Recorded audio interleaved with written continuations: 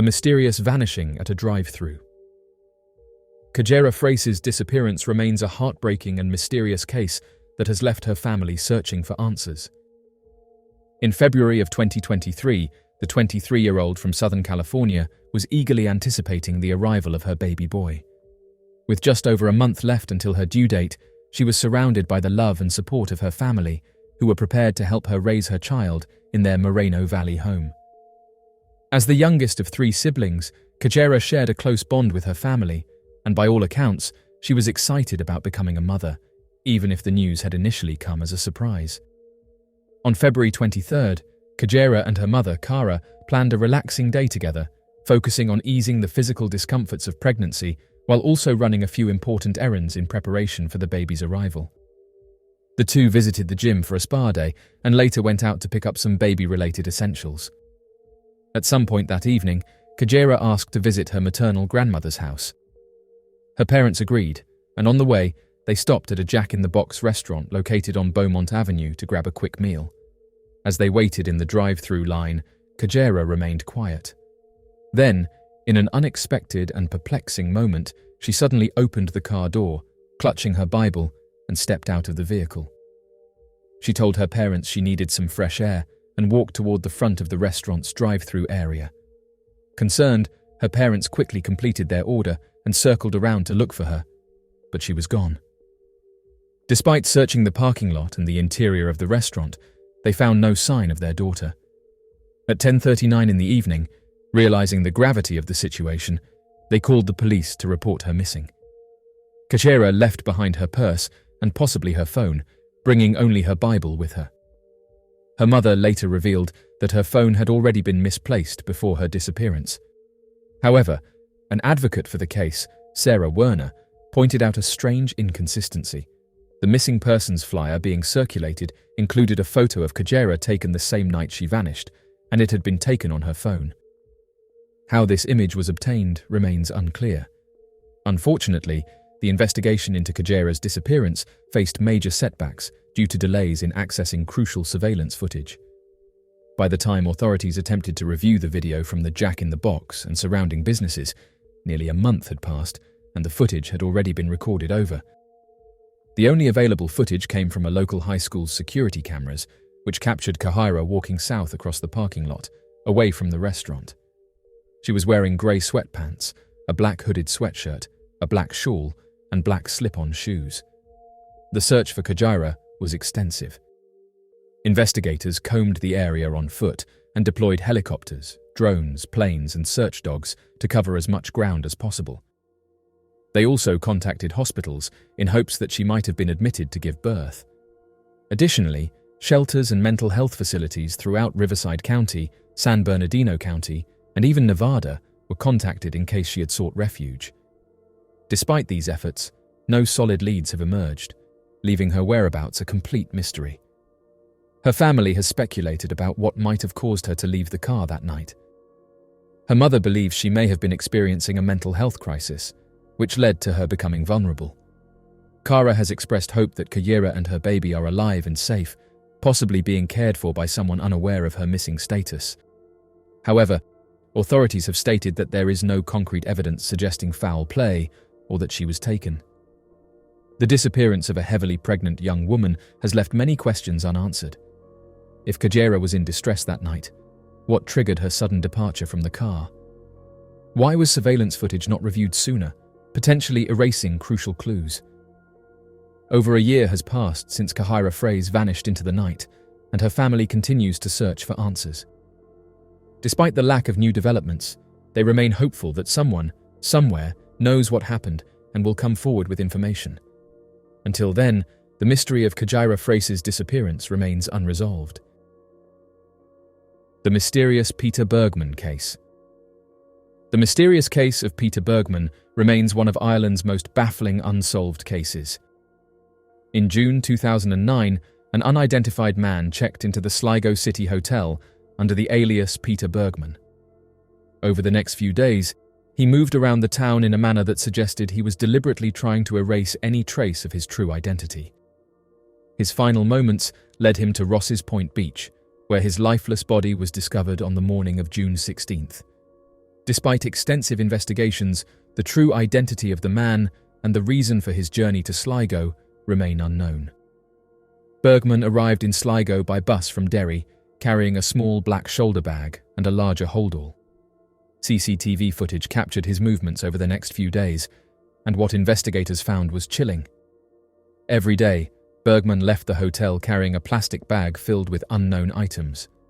He was observed discarding the contents in various locations, ensuring that none of them were retrievable. Whatever he was getting rid of, he made sure that no one could find any trace of it.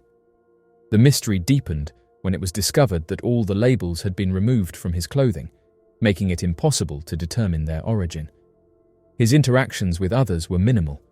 When checking into the hotel, he paid in cash, providing no credit card details or traceable information.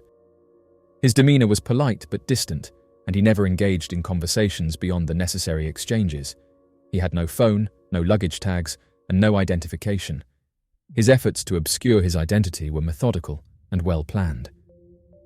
On the morning of June 16th, a local man out for a morning swim discovered Bergman's body on Ross's Point beach. He was lying on his back, dressed only in a purple striped shirt, navy underwear, and black socks. His personal belongings, including his wallet, money, and any form of identification, were missing. His clothes, which were found neatly folded nearby, added to the strangeness of the scene. Medical examiner Clive Kilgallen conducted an autopsy, but the results only deepened the mystery. There were no signs of classical saltwater drowning, yet no indication of foul play either. The medical report revealed that Bergman was in extremely poor health. He had advanced prostate cancer, bone tumors, and heart disease. Given his condition, he should have been on medication, yet toxicology tests showed no trace of any drugs in his system. This raised the question, why was a man in such poor health not seeking medical treatment? Instead, he had chosen to travel to a remote town in Ireland, leaving behind no clues as to who he was or where he came from.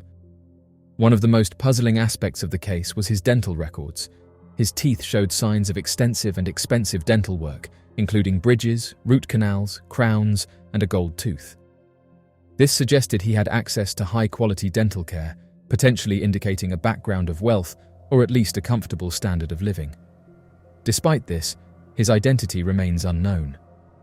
His DNA and dental records were checked against databases in several countries, including Austria and Germany, but no matches were found. The case has drawn comparisons to the Tamam Shud mystery, an infamous unsolved case in Australia in which an unidentified man was found dead on a beach under equally perplexing circumstances. Both men had erased their identities before death, and both cases have left investigators with more questions than answers. However, unlike the Tamam Shud case, which has drawn international intrigue for decades, the Peter Bergman case remains relatively obscure outside of Ireland. Over the years, appeals for information have been made in various newspapers, but no friends, family members, or acquaintances have come forward to claim Bergman. His remains were eventually buried in an unmarked grave in Sligo, leaving behind only his haunting story. What makes the case of Peter Bergman so unsettling is the deliberate way in which he erased himself. He planned his disappearance meticulously, ensuring that nothing about his past could be traced. His declining health suggests that he may have travelled to Sligo to live out his final days alone, far from anyone who might recognise him. To this day, the mystery of Peter Bergman remains unsolved. Who he was, where he came from, and why he chose to vanish in Ireland are questions that may never be answered. Despite modern forensic advancements and digital databases, some people still manage to slip through the cracks, leaving behind only shadows of their existence. The strange case of Laura Hubner. The disappearance of Laura Hubner remains one of the most puzzling missing person cases in recent Canadian history. At the time of her vanishing, Laura was 45 years old and living in Nanaimo, British Columbia. Originally from Calgary, Alberta, she had recently been dealing with significant life stressors, including the loss of her mother just a few months prior. Working 3 different jobs, Laura was exhausted and decided to take a break by travelling to Victoria. Laura's passion for her work in costume design was well known among her friends and colleagues. One of her closest friends, Danica Wright, who had known her for over 20 years, stated that Laura had been excited to return to work on a movie project in the summer. To Danica, This suggested that Laura had no intention of disappearing or abandoning her life. Instead, she had concrete plans for the future, making her sudden vanishing all the more perplexing. Laura was last seen on April 24, 2023, when she arrived at Victoria International Airport from Regina, Saskatchewan. Initially, reports indicated that she was heading to Nanaimo to visit friends, but it was later revealed that she had planned to meet a man she had connected with online. Her father, Harry Hubner, disclosed that she had booked a return flight home for April 28th, but she never boarded the plane. During her stay, Laura sent her father a photograph on April 25th showing her aboard a sailboat. According to her friends, the man she had gone to meet had invited her on a date on his boat. After Laura was reported missing, her father shared the photo online in hopes of identifying the vessel and gathering information about the person she had met. On May 2nd, a boat matching the one in the photo was spotted in Nanaimo, docked near a Royal Canadian Mounted Police vessel after being towed away. Despite this significant lead, the Royal Canadian Mounted Police declined to comment on whether the towed sailboat was connected to Laura's disappearance. They simply confirmed that they believed she had been in the Nanaimo area as of April 24th, but provided no further information. This lack of transparency frustrated Laura's family and friends, who were desperate for answers. What made Laura's disappearance especially concerning was that it was entirely out of character for her to remain out of contact for so long. Her family maintained that she would never voluntarily sever ties with them, particularly given the recent loss of her mother. The fact that she had concrete plans to return home and resume work further diminished the likelihood that she had intentionally disappeared. As the investigation continued, speculation grew that the man Laura had met online might have played a role in her disappearance. Given the timing and circumstances, authorities have suggested that he may have been involved, though no official suspects have been named. Without further evidence, the case remains unsolved, leaving Laura's loved ones with more questions than answers. The disappearance of Laura Hubner serves as a chilling reminder of the risks associated with meeting strangers online. It also highlights the challenges faced by law enforcement in missing person cases, particularly when critical evidence, such as surveillance footage or eyewitness accounts, is scarce. To this day, no trace of Laura has been found. Her family and friends continue to hold out hope that new information will emerge, shedding light on what happened to her. Until then, her case remains an open and painful mystery. The strange case of the Witch of Monterrey. The mysterious video of the so-called Witch of Monterrey remains one of the most intriguing, unexplained phenomena in Mexico's history.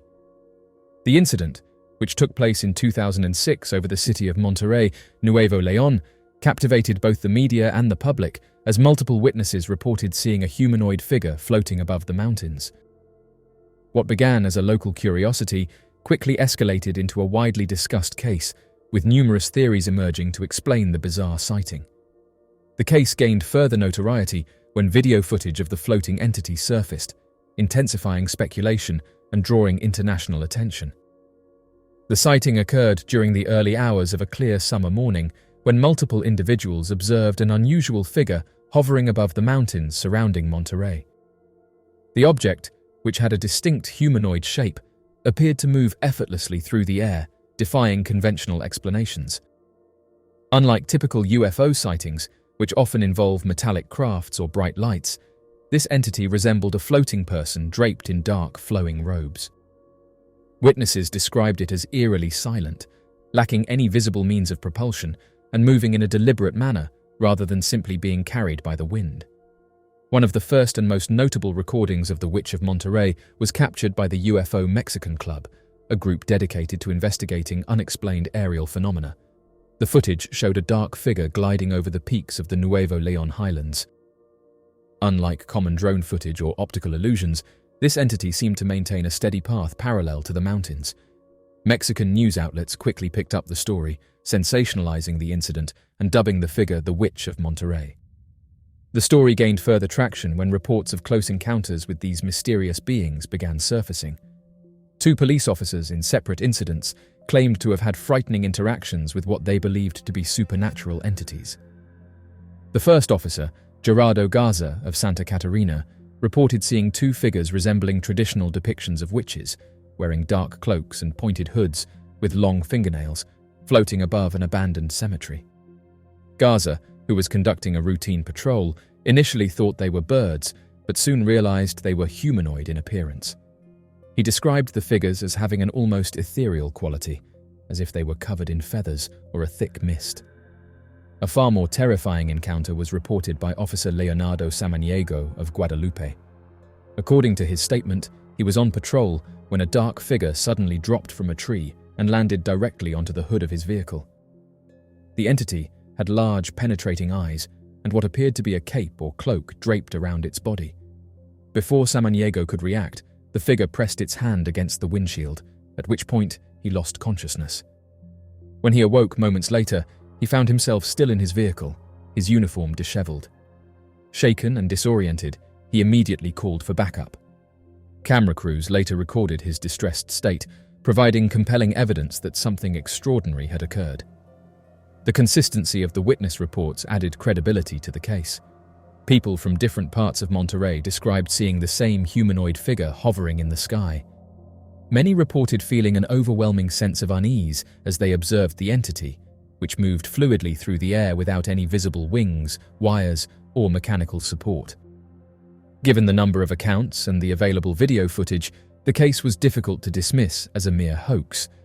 Despite the widespread attention, skeptics attempted to offer rational explanations for the sighting.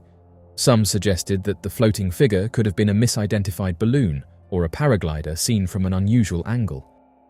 Others theorized that it was a drone or a kite with an attached figure designed to create an illusion of levitation. However, none of these explanations fully accounted for the eeriness of the footage or the first-hand testimonies of those who had direct encounters with the entity. In the years following the Monterrey sightings, similar reports of flying humanoids surfaced in other parts of Mexico and even in other countries. This led some researchers to propose that these entities were not witches in the traditional sense, but rather a form of unidentified aerial phenomenon related to UFO activity. Others speculated that the encounters were linked to Mexican folklore, where tales of supernatural beings such as nahuales, humans who can transform into animals or spirits, are deeply ingrained in cultural narratives. Local authorities, overwhelmed by the media frenzy, conducted their own investigations but were unable to provide any conclusive answers. Although they initially dismissed the reports as mass hysteria or misidentifications, they did not officially debunk the claims. The incident remains an open mystery, with believers and skeptics continuing to debate the true nature of the entity. The Witch of Monterrey phenomenon stands as a compelling example of how modern sightings can blend with folklore and urban legend. Whether it was a true supernatural occurrence, an elaborate hoax, or an optical illusion, the event remains a fascinating case in the annals of unidentified aerial phenomena. To this day, no definitive explanation has been found, leaving the mystery of the Witch of Monterrey to linger in the imaginations of those who dare to wonder what truly happened in the skies of Nuevo León.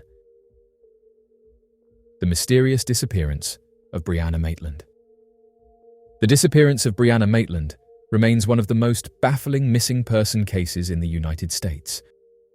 Maitland was 17 years old when she vanished on March 19, 2004, after leaving her job at the Black Lantern Inn in Montgomery, Vermont. The following day, her car was discovered backed into an abandoned house roughly a mile away from her workplace. Despite numerous theories, reported sightings and investigative leads, Maitland's fate remains unknown. On the morning of March 19, 2004, Maitland took an important step in her education by completing an exam to receive her general educational development. To celebrate, she had lunch with her mother, Kelly. During this time, she appeared to be in good spirits and spoke about her future college plans. After their meal, the two spent the afternoon shopping and running errands. While waiting in line at a store, something outside caught Maitland's attention, and she abruptly left, telling her mother she would return shortly.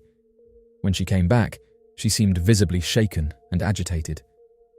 Maitland did not disclose what had upset her, and her mother chose not to pry. Maitland insisted she needed to get home to prepare for work, so Kelly dropped her off at her friend's house between 3:30 and 4 in the afternoon. This would be the last time she saw her daughter. Later that evening, Maitland left a note for her friend, stating that she would return after work. She then drove to the Black Lantern Inn in a 1985 Oldsmobile sedan registered to her mother. She completed her shift and clocked out at approximately 11:20 in the evening, telling her co-workers that she needed to rest before working her second job the next day. By all accounts, she was alone in her car when she left the restaurant. The following afternoon, a Vermont State Police trooper was dispatched to an abandoned house in Richford, Vermont. There, he discovered Maitland's Oldsmobile backed into the side of the house, which was known locally as the Old Dutchburn House.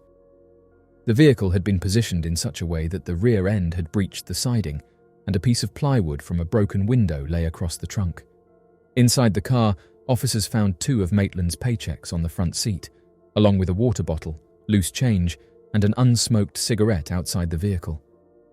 The trooper assumed the car had been abandoned by a drunk driver, and the vehicle was towed to a local garage. For several days, no one realized Maitland was missing. Her friend, assuming she was staying elsewhere, did not become concerned when she saw that Maitland's note remained undisturbed after the weekend.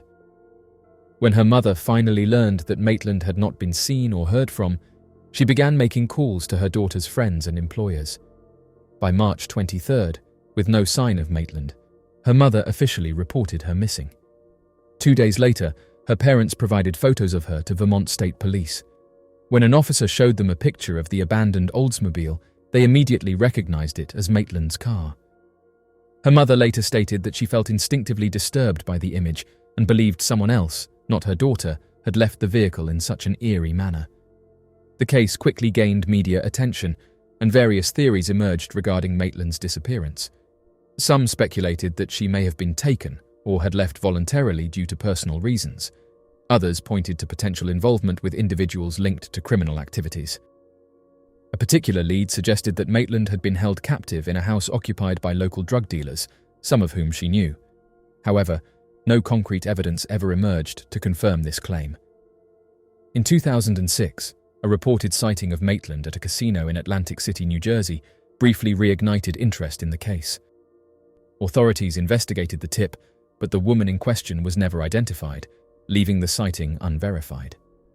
Despite the lack of significant breakthroughs, investigators continued their search for answers. In March 2022, Vermont State Police made a significant revelation regarding the case. They announced that a DNA sample found in Maitland's car had been matched to an individual among a group of 11 people previously tested in connection to her disappearance. While they did not disclose the identity of this person, they confirmed that the individual had been cooperative.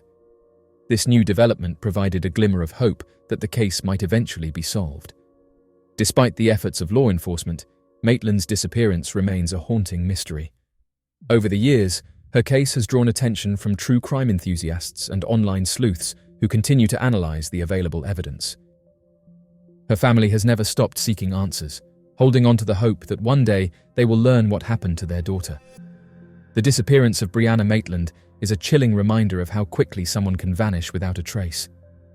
Although the investigation remains open, the lack of definitive answers has left her loved ones and the public grasping for closure. Whether new evidence will eventually emerge remains uncertain, but the search for the truth continues. Henry McCabe vanished without a trace. Henry McCabe, a Liberian-American resident of Mounds View, Minnesota, vanished under highly suspicious circumstances in the early morning hours of September 7, 2015. A well-respected auditor for the Minnesota Department of Revenue, McCabe was known for his responsible nature and commitment to his job. However, the events leading up to his disappearance and the eerie voicemail he left behind have fueled endless speculation and unanswered questions. On the evening of September 6, 2015, McCabe went out for a night of socializing with a group of acquaintances.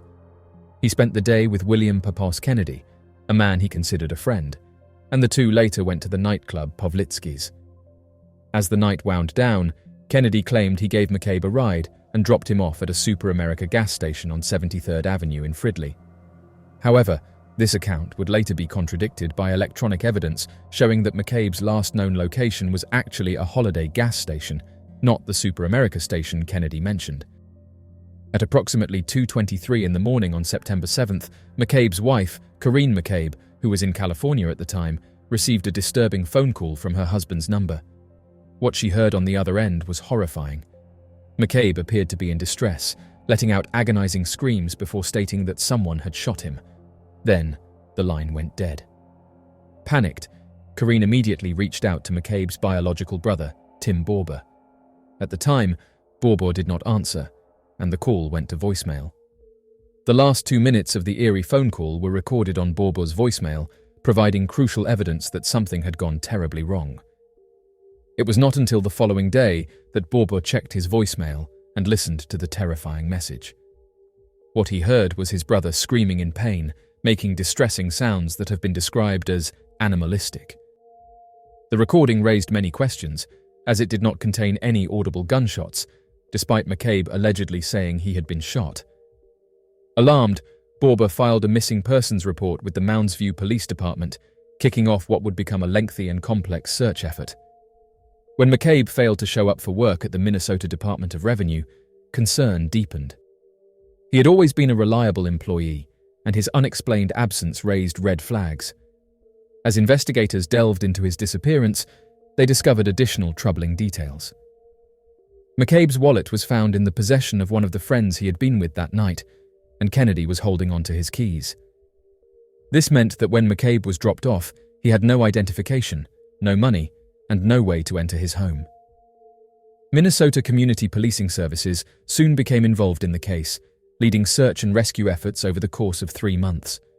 Despite extensive searches, there was no activity on McCabe's bank accounts, no further contact from him, and his phone remained off following the unsettling call to his wife.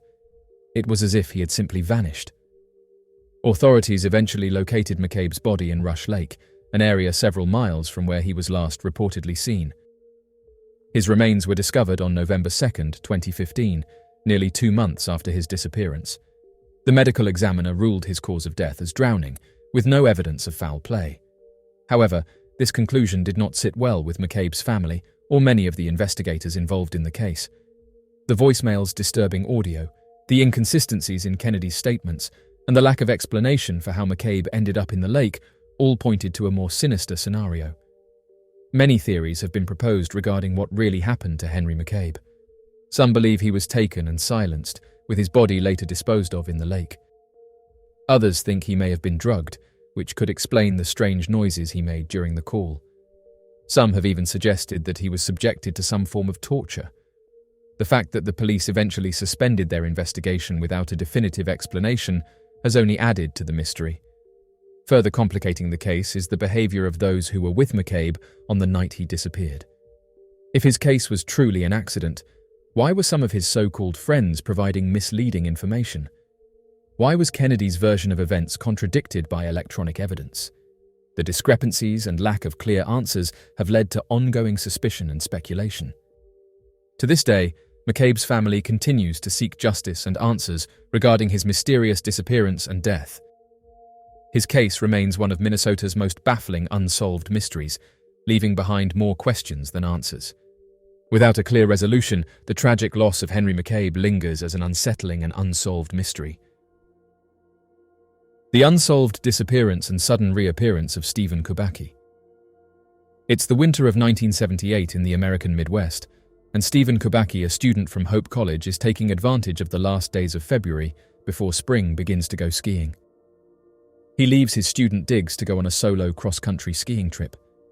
Kubacki was an accomplished outdoorsman who climbed mountains in Europe and was an avid cross-country skier.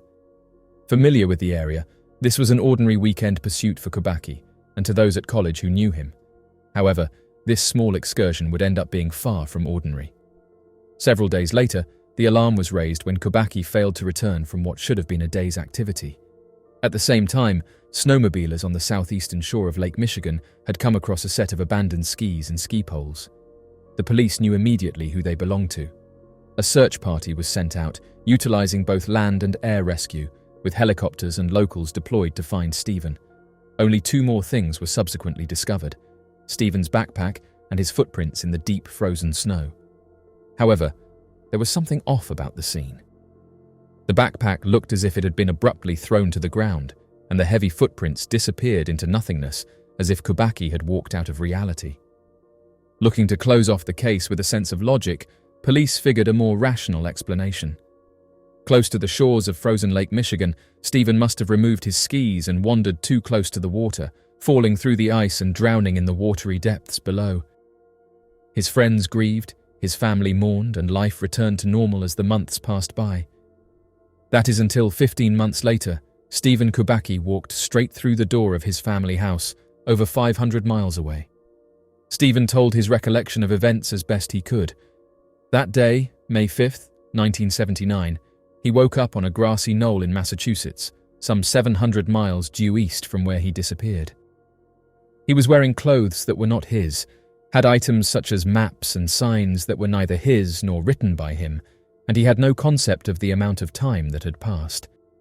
It was only when he was able to purchase a newspaper he would realize that he had re-emerged to consciousness 15 months later than when he first set off.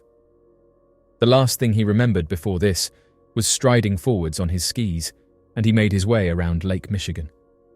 Before he knew it, however, he experienced a momentary blip, being enveloped in a cold and frozen darkness that hurried him from one point to another, which felt like he was running. Aside from this, he had no other details to give. And yet the mystery of what happened that day in February 1978 was perhaps less about Kubacki and more about where he was. Urban myths run rife that Lake Michigan is home to cross-dimensional disappearances, and oddly enough, it's not just Kubacki who went missing in this area. Ships, planes, and other people have all disappeared, and for whom there was never any trace of again. As of today, Kubacki's disappearance and reappearance remain a mystery.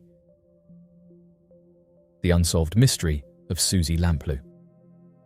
Susie Lamplugh's disappearance remains one of the most baffling and widely known missing person cases in British history. On July 28, 1986, the 25-year-old estate agent vanished while attending an appointment with a client known only as Mr. Kipper. Despite decades of investigations, media coverage, and speculation, her case remains unsolved.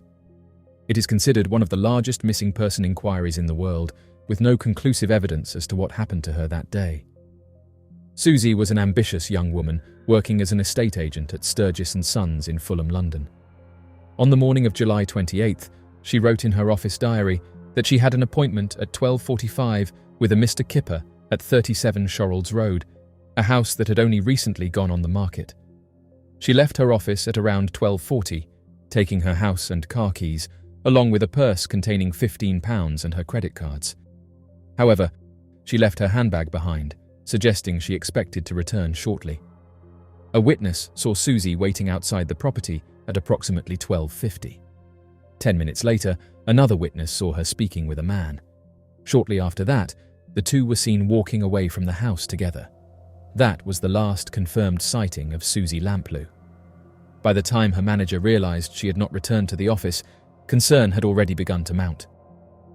At 6:45 in the evening, Susie was reported missing to the police.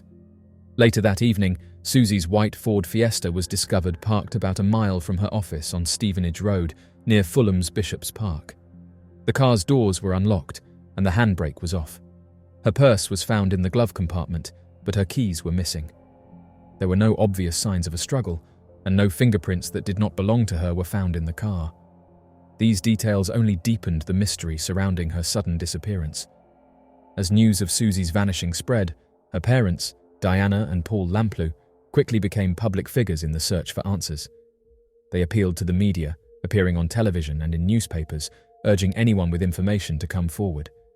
The disappearance took on a life of its own in the public eye, dominating the headlines for weeks.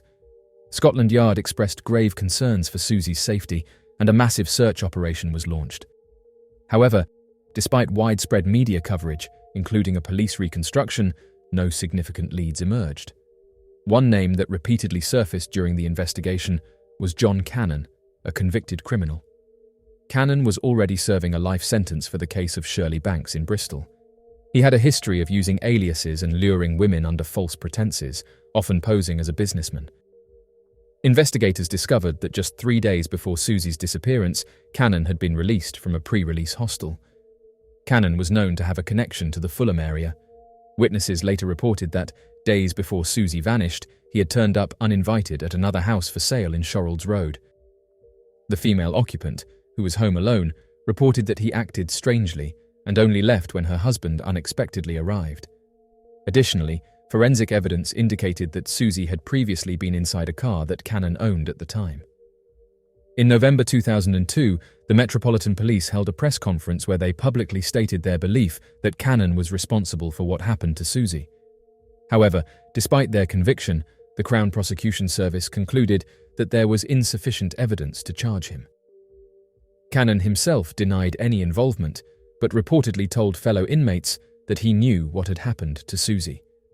Over the years, various leads suggested possible burial sites for her remains, including land once owned by Cannon's mother. Despite multiple searches, no evidence was ever recovered. The Lamplugh family channeled their grief into action.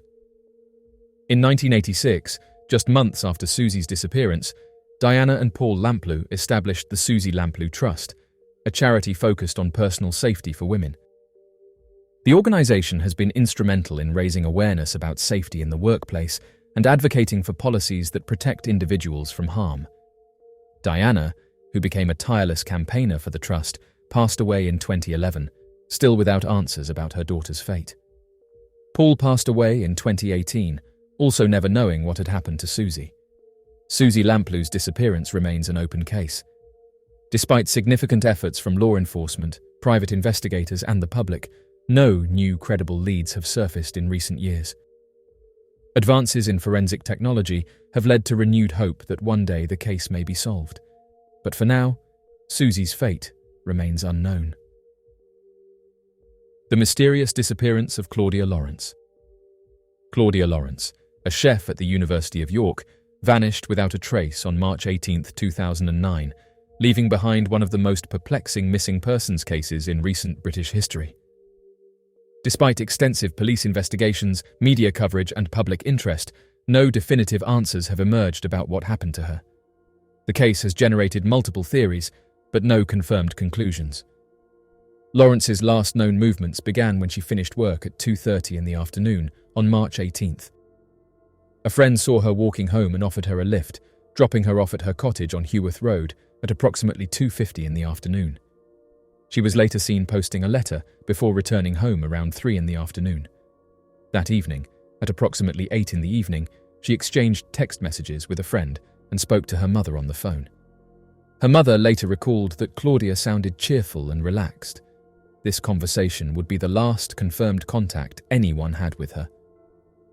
The following morning, Lawrence failed to show up for work. Her manager attempted to call her but received no answer. At the time, her phone was still turned on, only to be deliberately switched off at 8 minutes past 12 that same day. She was also supposed to meet her close friend Susie Cooper that evening, but never arrived.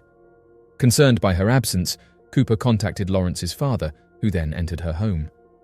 Inside, there was no immediate sign of a struggle, but 3 key items were missing: her rucksack, mobile phone, and work uniform. These missing items suggested that Lawrence had left for work that morning as usual, but her unexplained absence and the silence from her phone raised immediate concerns. Police launched an investigation that led to 2 reported sightings of Lawrence. The first came from a cyclist who claimed to have seen a woman resembling her talking to a man at 5:35 in the morning on March 19th at Melrose Gate, a location along her usual route to work. The second sighting, reported 30 minutes later, described a couple appearing to argue near the University of York, her workplace. In addition, police obtained CCTV footage showing a suspicious man at the back of Lawrence's house on the night of March 18th and the early morning of March 19th. The man, described as wearing a black hoodie, matched descriptions given by witnesses in the reported sightings. However, despite extensive efforts, this individual has never been identified. Only 5 weeks into the investigation, police formally classified the case as a suspected murder, though no body or concrete evidence was found to confirm Lawrence's fate.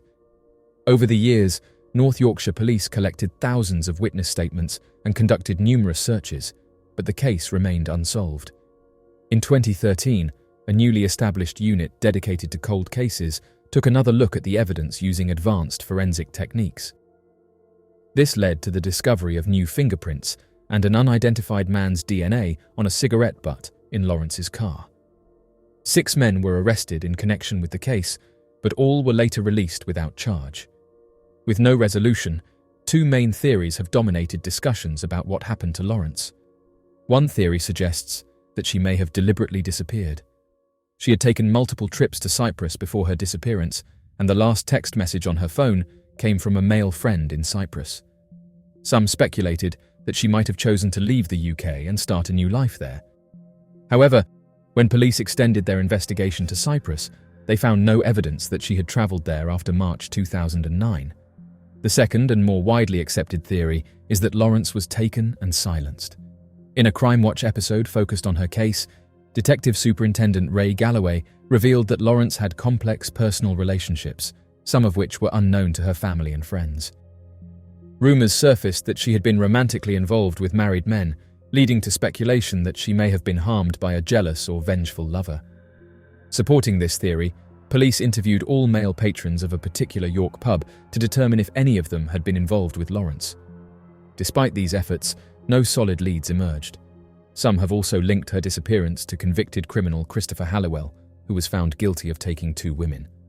Halliwell's second known victim disappeared exactly 2 years to the day after Lawrence, leading some criminologists to suggest a pattern in his crimes. Additionally, there was at least one reported sighting of Lawrence and Halliwell together, further fueling speculation. Lawrence's mother has been particularly vocal in urging the police to investigate Halliwell as a suspect, believing him to be responsible for her daughter's disappearance. However, law enforcement has not been able to confirm any direct connection between Halliwell and Lawrence's case. More than a decade later, the disappearance of Claudia Lawrence remains unsolved. Despite continued efforts from her family, the police, and the public, no definitive answers have been found. Her case highlights the challenges of solving long-term missing persons investigations and the devastating impact such cases have on families left without closure. The mystery of what happened to Lawrence continues to haunt those who knew her, and until new evidence emerges, her fate remains unknown. The unsolved case of Brandon Lawson. Brandon Lawson's disappearance remains one of the most mysterious missing person cases in recent history. The father of four vanished on the night of August 9, 2013, under strange and disturbing circumstances, leaving behind a series of cryptic phone calls that have fueled speculation for years. His case captured widespread attention, particularly in online forums where amateur detectives have attempted to piece together the events leading up to his disappearance. Despite extensive searches and ongoing investigations, Brandon's fate remains unknown. Brandon, a 26-year-old oil field worker, was known to be a devoted family man. He lived with his fiancée, Ladessa, and their 4 children in Texas. While he worked long hours to support his family, he had a criminal past related to substance use, which had resulted in a bench warrant. In the period leading up to his disappearance, he had reportedly begun using substances again. On the evening of August 9th, he returned home from a long shift, and an argument ensued between him and Ladessa. She was frustrated with his absence and drug use, while Brandon seemed to be in a state of panic. In response to the conflict, he abruptly left the house, claiming he was driving to his father's house, which was over 3 hours away. Concerned about his well-being, Ladessa called Brandon's brother Kyle, asking him to check on him. She also suggested that Brandon walk to Kyle's house instead of driving, fearing he was unfit to be behind the wheel.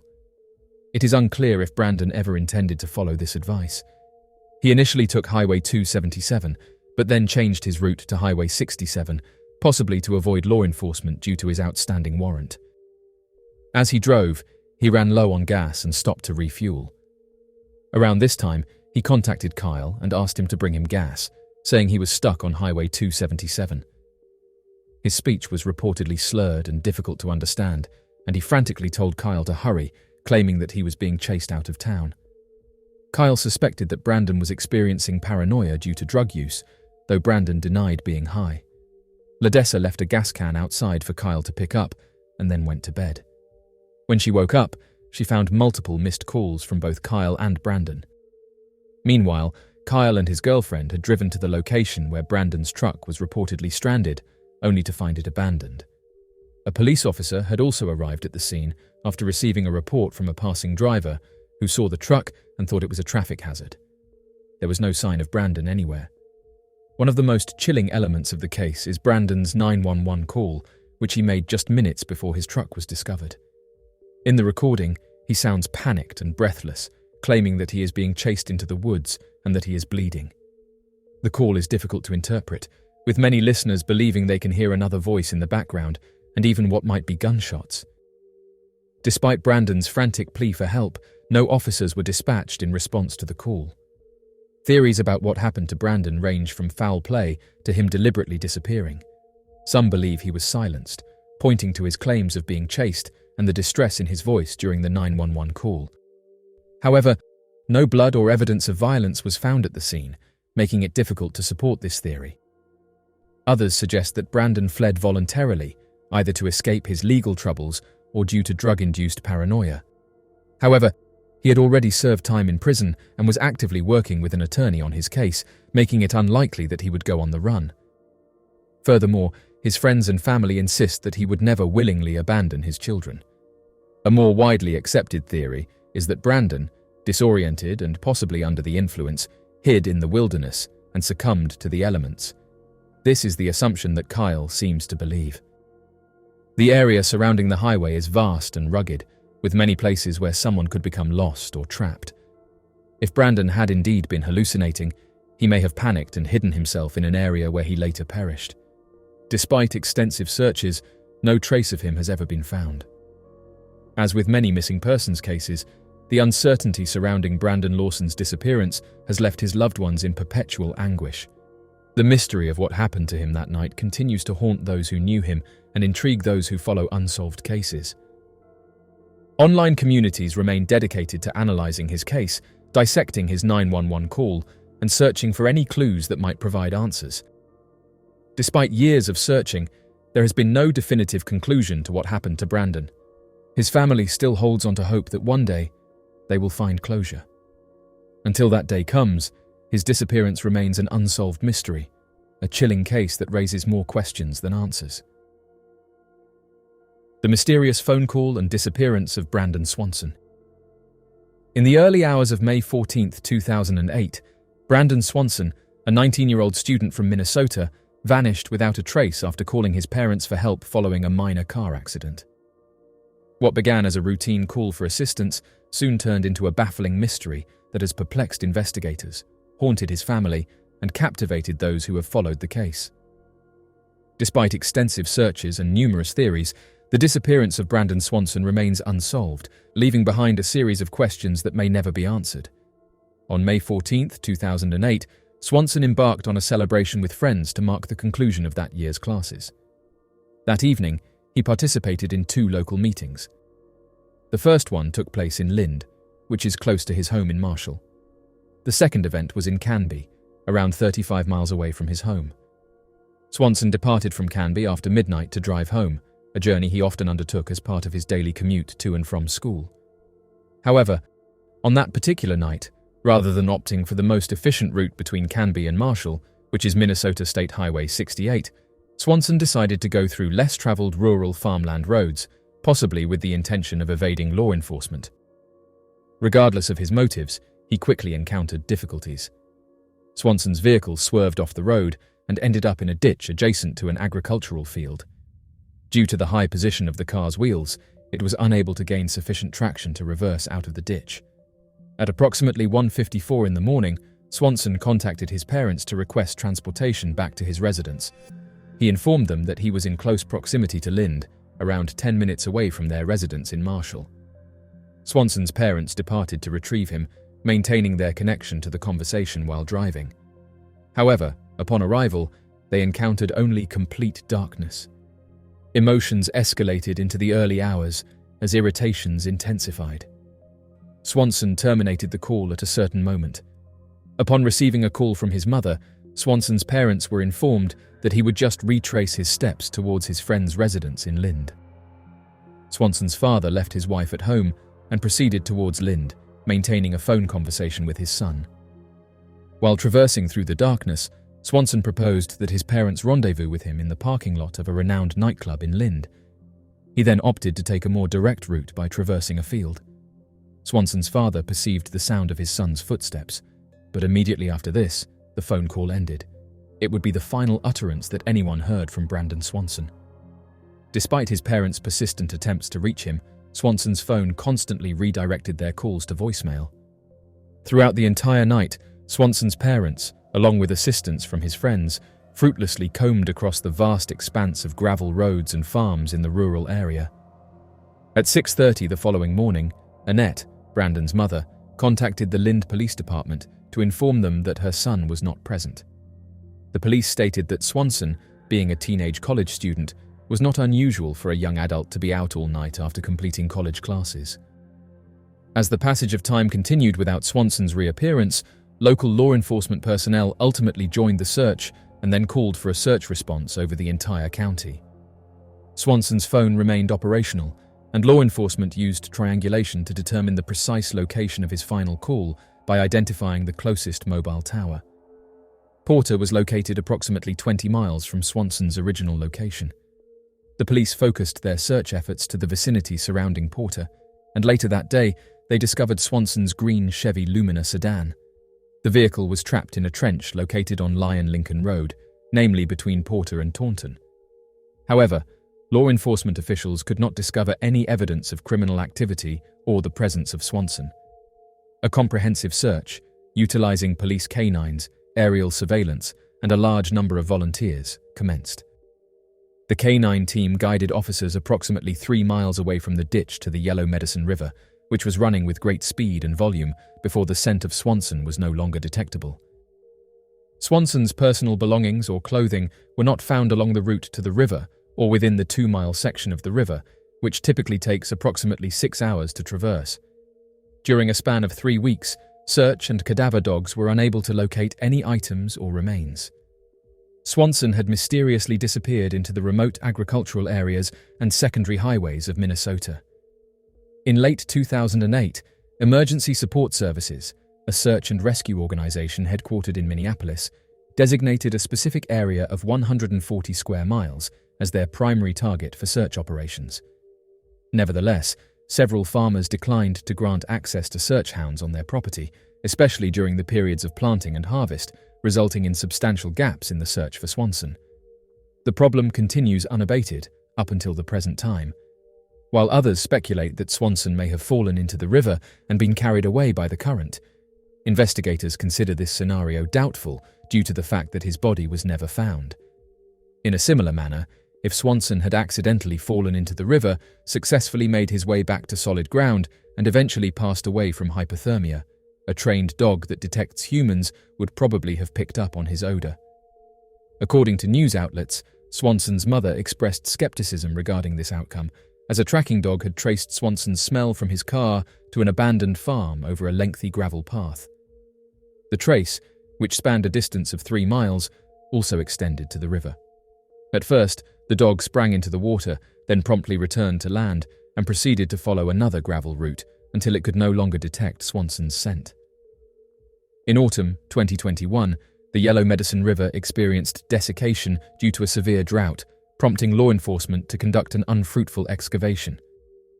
The case of Swanson has not gone cold due to the ongoing receipt of tips by law enforcement. As of right now, no tangible evidence pertaining to Brandon Swanson has been found, such as his mobile phone, car keys, or clothing.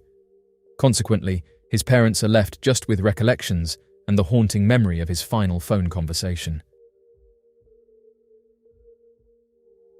The unexplained disappearance of Kenny Veach. Kenny Veach was a 47-year-old avid hiker of the Mojave Desert in Nevada. On November 10, 2014, he told his family he planned to go on a 2-day hike in the mountains and look for a cave. He never returned. Veach was an experienced hiker who often took solo trips to explore the Mojave and Great Basin deserts of Nevada and California respectively. He was a minimalist or ultralight hiker. Even though he would camp out for days at a time, he only ever brought the bare minimum of supplies. He rarely brought a GPS, compass, or map. Although he had successfully completed many hikes in his lifetime in that manner, it is still an incredibly reckless way to hike. Veach had a YouTube channel under the name Snakebit McGee, where he had uploaded a few videos but mostly used it to watch and comment on others. His channel name came from his tendency to pick up snakes whenever he found them. He was bitten by a rattlesnake which is where his tag name came from. On June 2014, he commented on a video titled "Son of an Area 51 Technician." In his comment, he stated that he had found an M-shaped cave about 7 miles out from Nellis Air Force Base in the Sheep Mountains, which are north of Las Vegas, Nevada. He explained that he was an experienced hiker who regularly found abandoned mine shafts and explored them, picked up rattlesnakes for fun, solo hiked across mountains, although would fear to go, and even came close to Area 51. Despite all this, he never went into the M cave. He claimed that as he began to enter the hidden cave, his entire body began to vibrate. The further in he went, the worse the shaking became. He suddenly grew very scared and quickly ran out of the cave and hiked back to his car. His comment sparked an interest with others who encouraged Veach to go out and discover the cave again, this time filming the entire hike. He agreed and left to find it a second time, carrying along with him a video camera and a 9mm handgun. He posted a video of his hike, but unfortunately was unable to find the mystery cave. The viewers criticised him and provoked him to go out a third time. On November 10th, 2014, he left for an overnight trip, but never came back. After 2 days and no return, his family contacted authorities who conducted a search. In the beginning of the video he had previously posted, he stood by an abandoned mine shaft while narrating his mission details. It was at that mine shaft that search and rescue found his cell phone, 10 days after the search began. Over 30 search and rescue volunteers conducted 3 separate searches and a helicopter flyover to no avail. The trail went cold after that. Many conspiracy theories cropped up.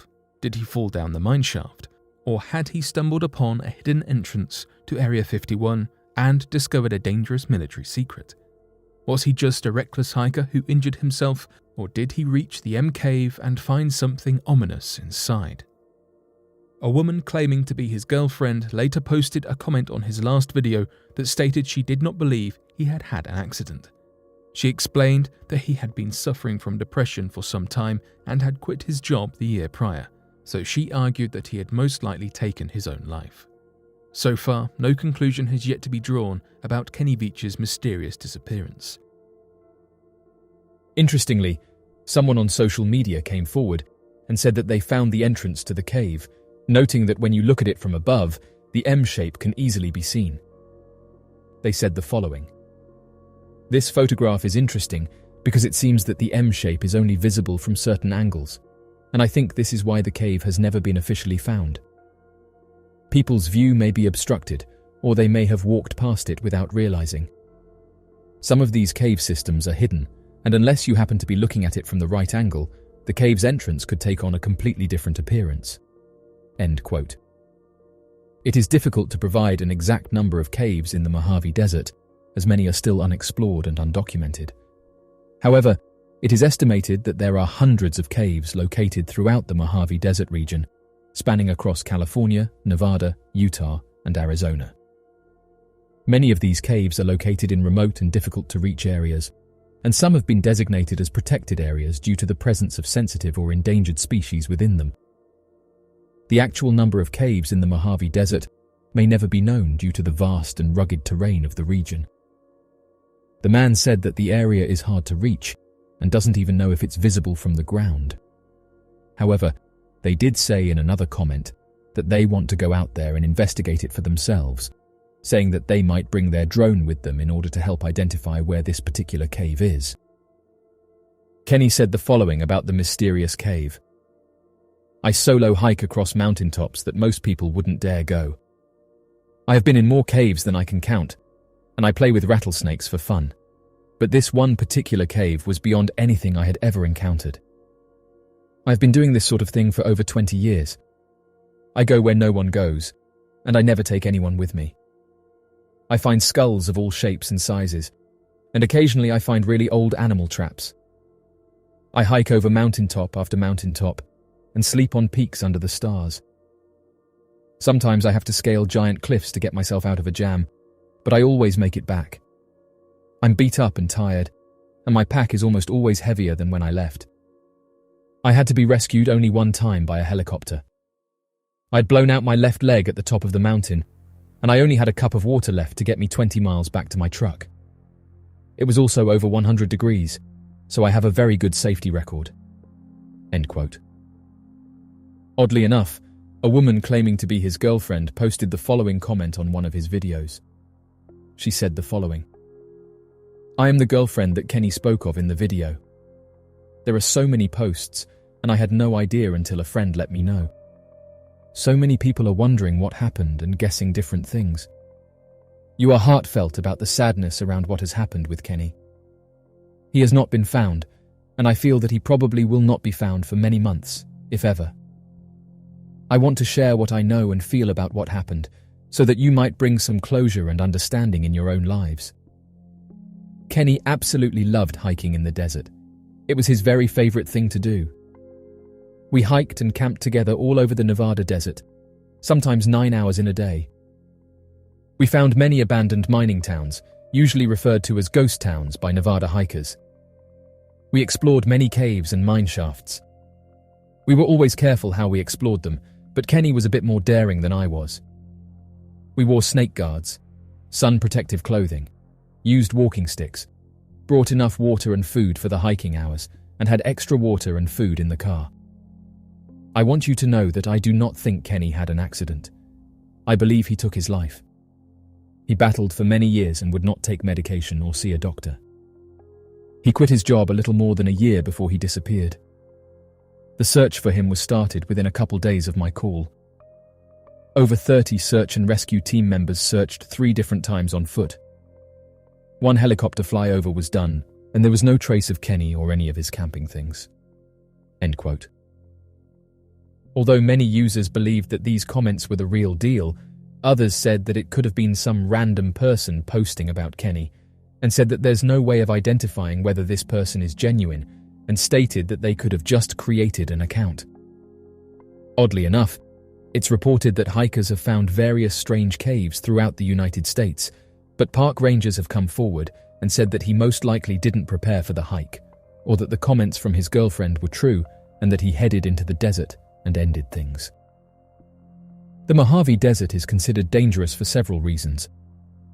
Firstly, the desert is extremely hot and dry, with temperatures that can easily reach well over 100 degrees during the day and drop to below freezing at night. This can cause dehydration, heat stroke, and other heat-related illnesses for those who are not properly prepared. Additionally, the Mojave Desert is home to several venomous animals, including rattlesnakes, scorpions, and spiders. Hikers and visitors to the area should take precautions to avoid contact with these animals and seek medical attention if bitten. The desert is also vast and rugged, with many remote areas that are difficult to access and lacking in water sources. This can make it easy for hikers and visitors to become lost or stranded, leading to potentially life-threatening situations. Finally, the Mojave Desert is home to military bases and testing sites, some of which may be off-limits to the public. Visitors should be aware of these areas and avoid trespassing, as they may face legal consequences or encounter hazardous materials or weapons. The disappearance of Fariba Amani. The mysterious disappearance of Fariba Amani has gripped the hearts and minds of people around the world, leaving a trail of unanswered questions and speculation in its wake. Fariba Amani, an Iranian-American woman, vanished without a trace on December 24, 2009, under circumstances that continue to baffle investigators and haunt her loved ones to this day. Fariba Amani was concerned about going on a cruise with Ramiz Golshani, her partner. Her family claims that the 47-year-old only wanted to travel since the trip was paid for in advance. After the pair got home, it's claimed that Amani was having second thoughts about the relationship. Somewhere between the Bahamas and Florida on February 29, 2012, the Canadian woman vanished from the ship.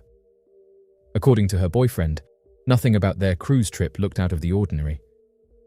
He said to detectives that he spotted his girlfriend outside a duty-free store at around 1 a.m.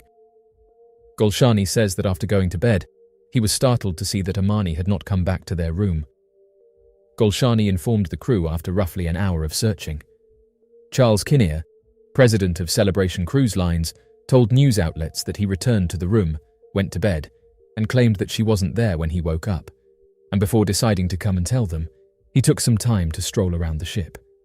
However, Amani's family is adamant that she wouldn't have fallen overboard by mistake. Her sister said during an interview that she doesn't think her disappearance was accidental, adding that she couldn't have just stumbled and fallen off board. Her sister also pointed out that she didn't drink.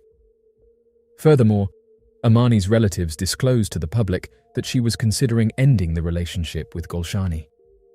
Her sister said to news outlets that she believed Golshani was unfaithful to her and that he had a tendency to be quite controlling.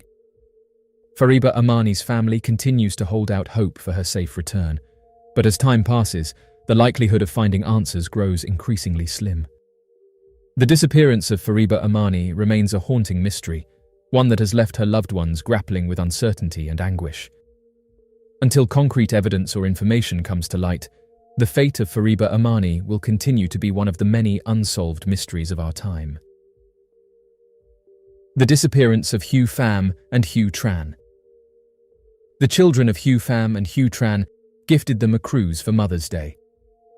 In May 2005, they sailed on the Carnival cruise ship Destiny, and they disappeared midway between Barbados and Aruba. According to news outlets, they claim that the 49-year married couple had previously triumphed against significant adversity.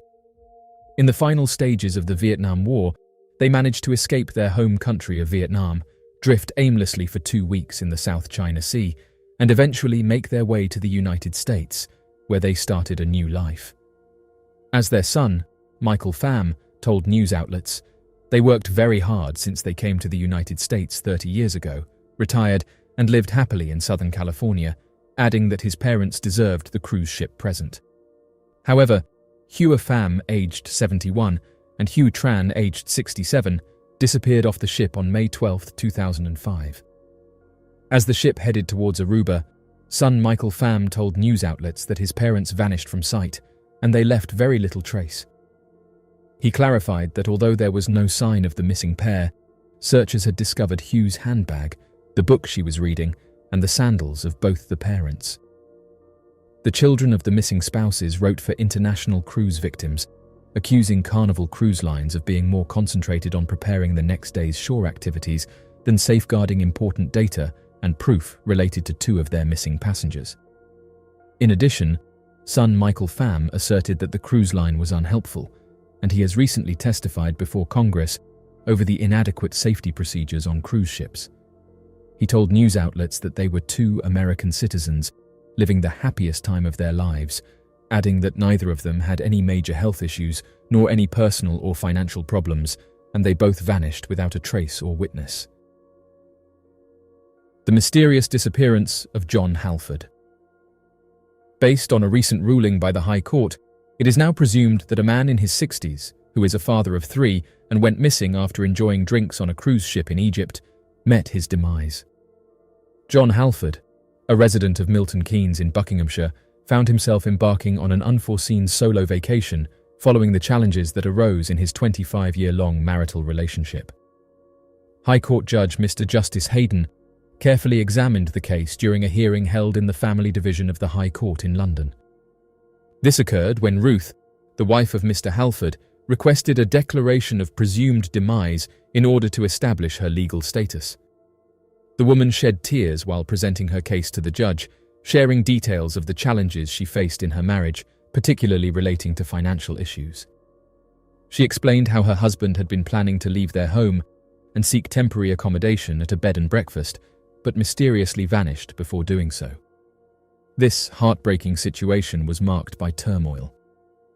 According to her, there was a sense of astonishment surrounding his choice to embark on the expensive expedition worth a significant £6,000 during the spring of 2011. According to the judge, there was evidence suggesting that Mr. Halford, who was known for his preference for beer, consumed 2 cocktails at a casino bar on the ship in the period leading up to midnight. This information sheds light on Mr. Halford's beverage choices and sets the context for his actions. Following his sudden departure, the individual in question mysteriously vanished, leaving behind a plethora of personal belongings within the confines of his cabin. As of right now, his whereabouts remains a mystery. The mysterious disappearance of Rebecca Coriam. The disappearance of Rebecca Coriam, a young British cruise ship staffer from the Disney Wonder on March 22, 2011, remains a mystery to the authorities. Rebecca Coriam, aged 24, vanished out of sight on March 22, 2011. The popularity and revenue of the cruise business have grown steadily since the 1980s, and travelers have been drawn to large, floating, self-sufficient cities that are bound to far-off places for several decades, and there are no signs that this attraction is going away. Rebecca Coriam was a care worker on the Disney Wonder cruise ship when she vanished. Coriam was last seen on CCTV footage. She was dressed in men's clothing, acting extremely agitated, and conversing on an internal phone line in the crew lounge. She was never seen or heard from again after the call ended. Disney employees were notified to search the ship for Coriam when she failed to show up for her morning shift, but they were unable to find her. Then, in an attempt to search the nearby waters, the Mexican Navy and the United States Coast Guard were contacted. However, they were likewise unable to locate Coriam. Rebecca's father, Mike Coriam, claims that Disney ignored protocol and didn't circle the ship to search for his daughter, and he also claims that the personnel from the Navy and Coast Guard were likely searching the wrong region of the sea since they were given the wrong coordinates. The nation where the ship was registered, in this case the tax haven of the Bahamas, was given jurisdiction over the matter under the Flags of Convenience system.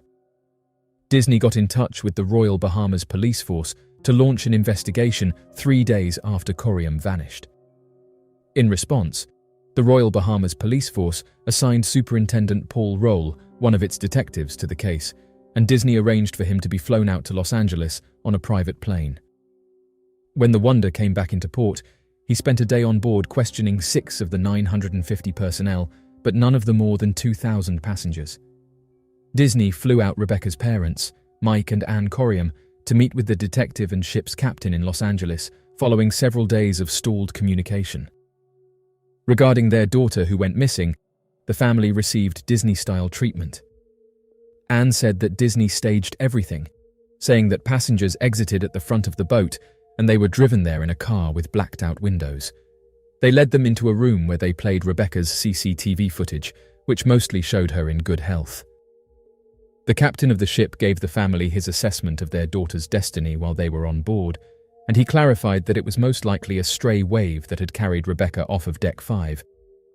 Deck 5, which is right in front of the ship's bridge and is surrounded by walls that rise to a height of more than 6 feet, was shown to Mike and Anne. After that, they were shown a sandal that had reportedly belonged to Rebecca and been found on Deck 5 when they were brought to the crew quarters and Rebecca's cabin.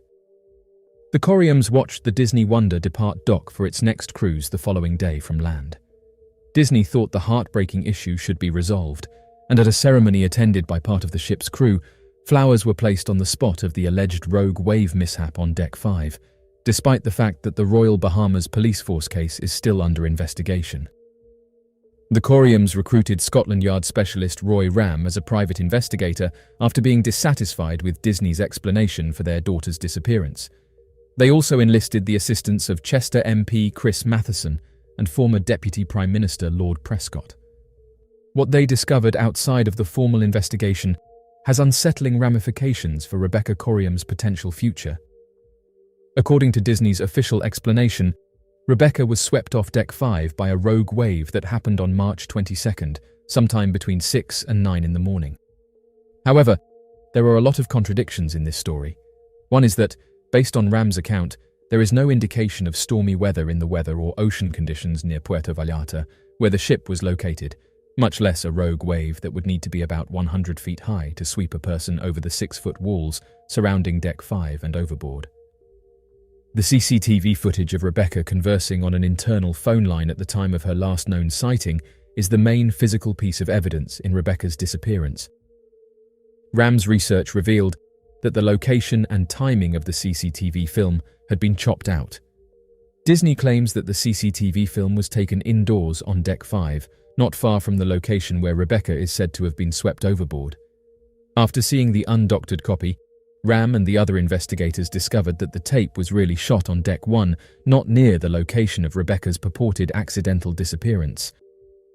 The family has often been denied copies of this footage. A prominent tangible piece of evidence supplied by Disney involved a purportedly found sandal on Deck 5, allegedly belonging to Rebecca. However, family and crew members maintained that the sandal was the incorrect size and not in Rebecca's design, and it bore the name and cabin number of someone else entirely. Investigative writer John Ronson of The Guardian boarded the Wonder a few months after Rebecca vanished in an effort to unravel the events surrounding the Coriam incident. Upon interviewing team members, he discovered dubious and possibly malevolent motives underlying Disney's justification for the Coriam case. A crew member revealed that Disney is well aware of the events that transpired and said that everywhere you look, CCTV is installed. The tape is owned by Disney. Ronson was asked about Rebecca, and one of the crew members said that they don't know anything about it and that it did not occur, adding that they said this is the response they are forced to provide. Rebecca was characterized as happy-go-lucky and energetic by her English relatives and acquaintances. A staff member claimed that Disney wouldn't hire you if you weren't that sort of person, therefore working there required a generally upbeat outlook. However, Rebecca's close friends and fellow crew members on the ship present a more complex picture of her than her parents and the media do. When questioned about her, one of the crew members characterized Rebecca as a lovely girl with underlying sadness. Tracy Medley, a co-worker on the Wonder and Rebecca's partner, spoke forward about the events. Back in 2017, she stated that she and Rebecca had been involved romantically with Medley's boyfriend. She claims that in the weeks before, Rebecca had been inconsolable over their fiery and passionate night together. Rebecca's normally upbeat disposition may have been thrown off by the surprise of having to share her partner with a male friend, and looking back, Medley believes that Rebecca wanted to leave the ship and her life behind, and climbed over the 6-foot railings of Deck 5 to jump into the ocean.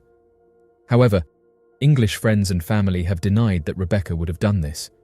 Crew members, friends, family, and law enforcement officials all testified that Rebecca Coriam's case involved a badly handled investigation. It is objectively difficult to be satisfied with the quality of police work done when there are just 6 officially documented interviews, suppressed evidence, and no forensic investigation. One of Rebecca's closest friends, and the last person on board to see her, gave the BBC his perspective. He said that he never talked to any security or police at all, and added that it is offensive to refer to this as an investigation. A torn pair of shorts was discovered by investigator Ram in 2016 among Rebecca's surviving cabin personal belongings, and this indicated to him and other law enforcement that there had been indications of a struggle prior to her disappearance. The Coriam family discovered Rebecca had changed her Facebook login, and there had been action on her bank account some months after she vanished. MP Matheson stated that he believes there's sufficient evidence to indicate that something sinister may have taken place. Friends and relatives are still looking for answers. The disappearance of Annette Mizer.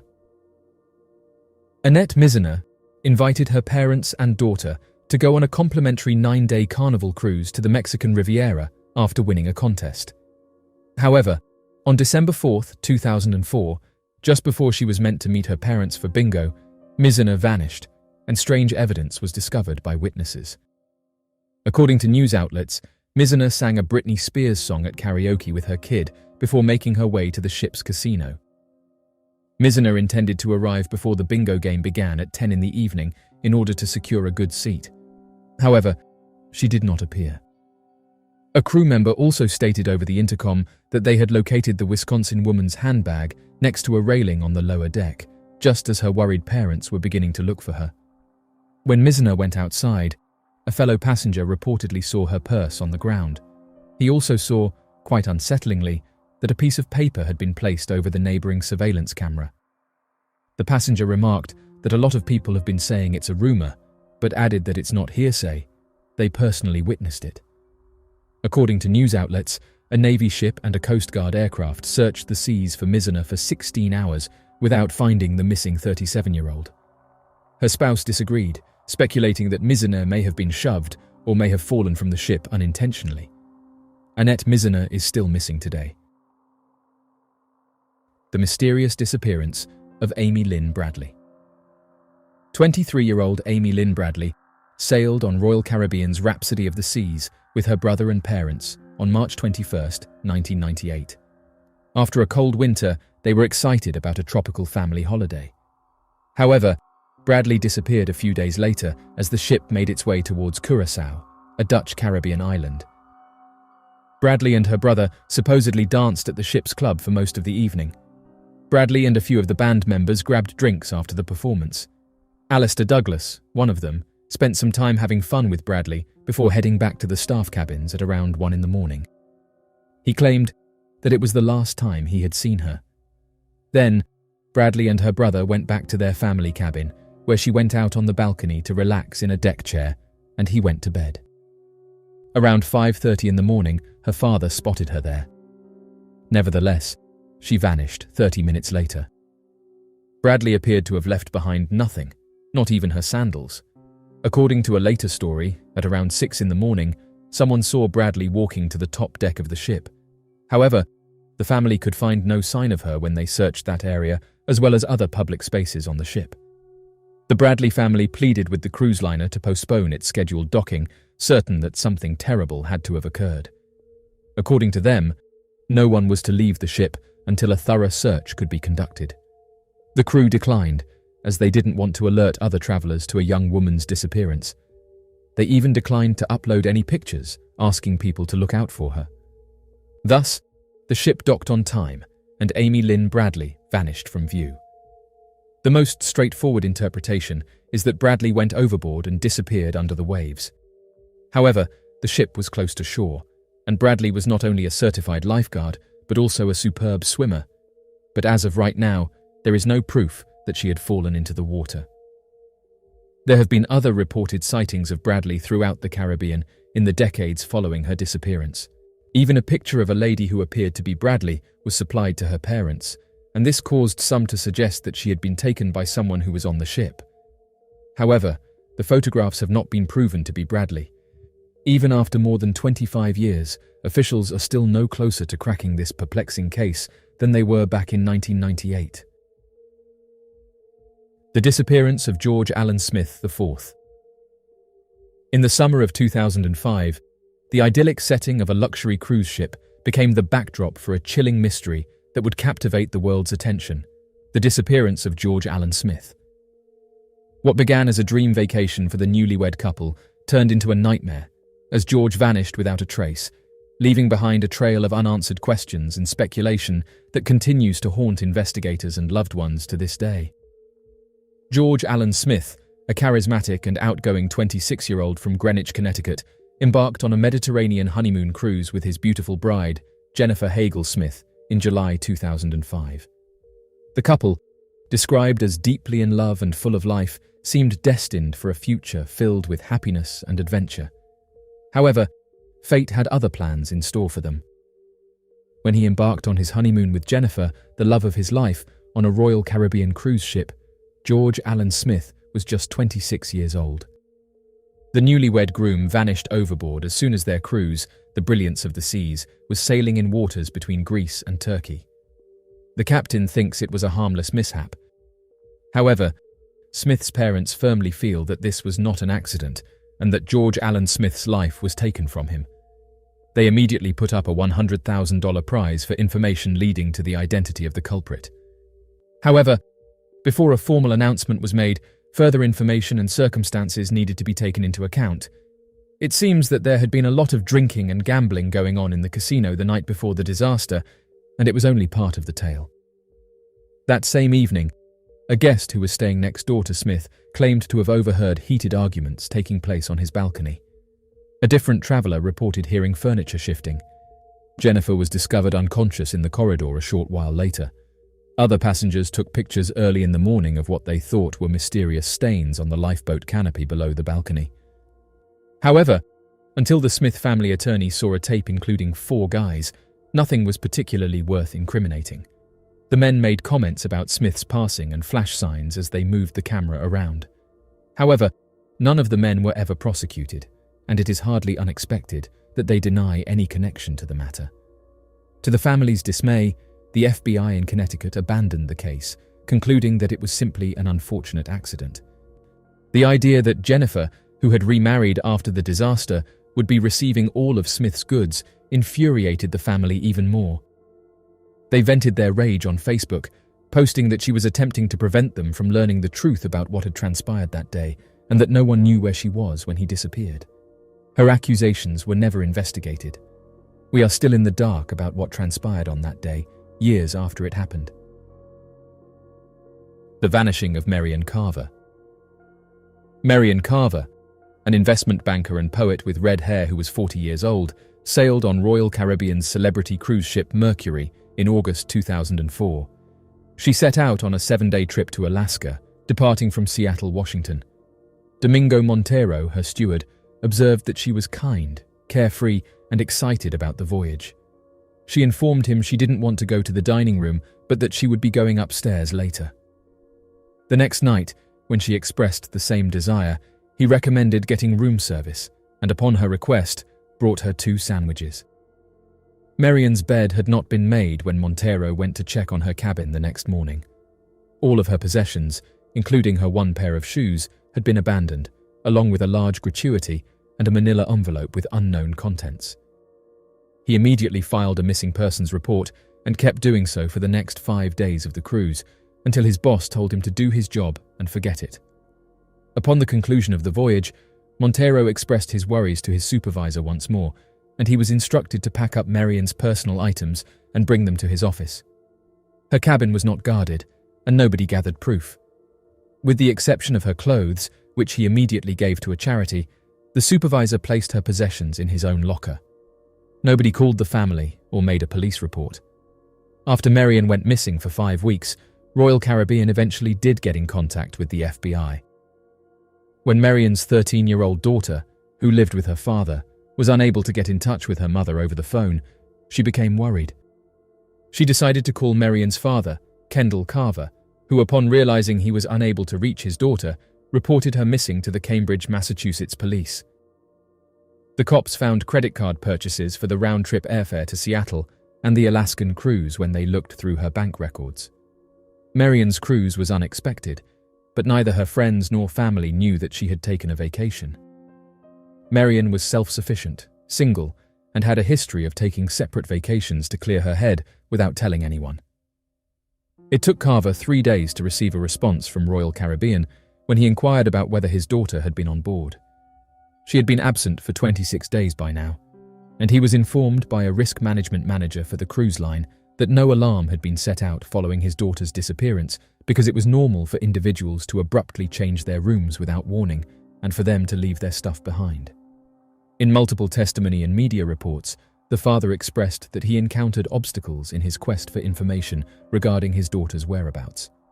He was informed that any video captured by the ship's security cameras is instantly deleted after just 3 days. The cruise operator declined to disclose Marian's steward's name and insisted they had received no reports regarding his daughter while on the trip. Carver became frustrated by this and decided to hire one of the biggest private detective agencies in the nation, but this just raised more questions than it did answers. The investigator was given permission to enter the ship, but they were not allowed to talk to any of the crew members or the security guard. He did mention that Marian's lodging was only a short stroll from an observation platform situated 100 feet above the waterline. She might have been pushed or even jumped off this deck with ease. After Carver engaged attorneys from Massachusetts and Florida to investigate the matter, 2 employees of the cruise line provided telephone depositions in January of 2005. Carver became even more upset upon learning that a cruise company supervisor had dismissed her steward's concerns, and this was the first time he had heard that someone had taken an interest in his daughter. Before the FBI could talk with the supervisor who had ignored the steward's concerns, he was sacked and escorted off the ship. Though many people think he got employment on a different ship, he has never been identified or discovered.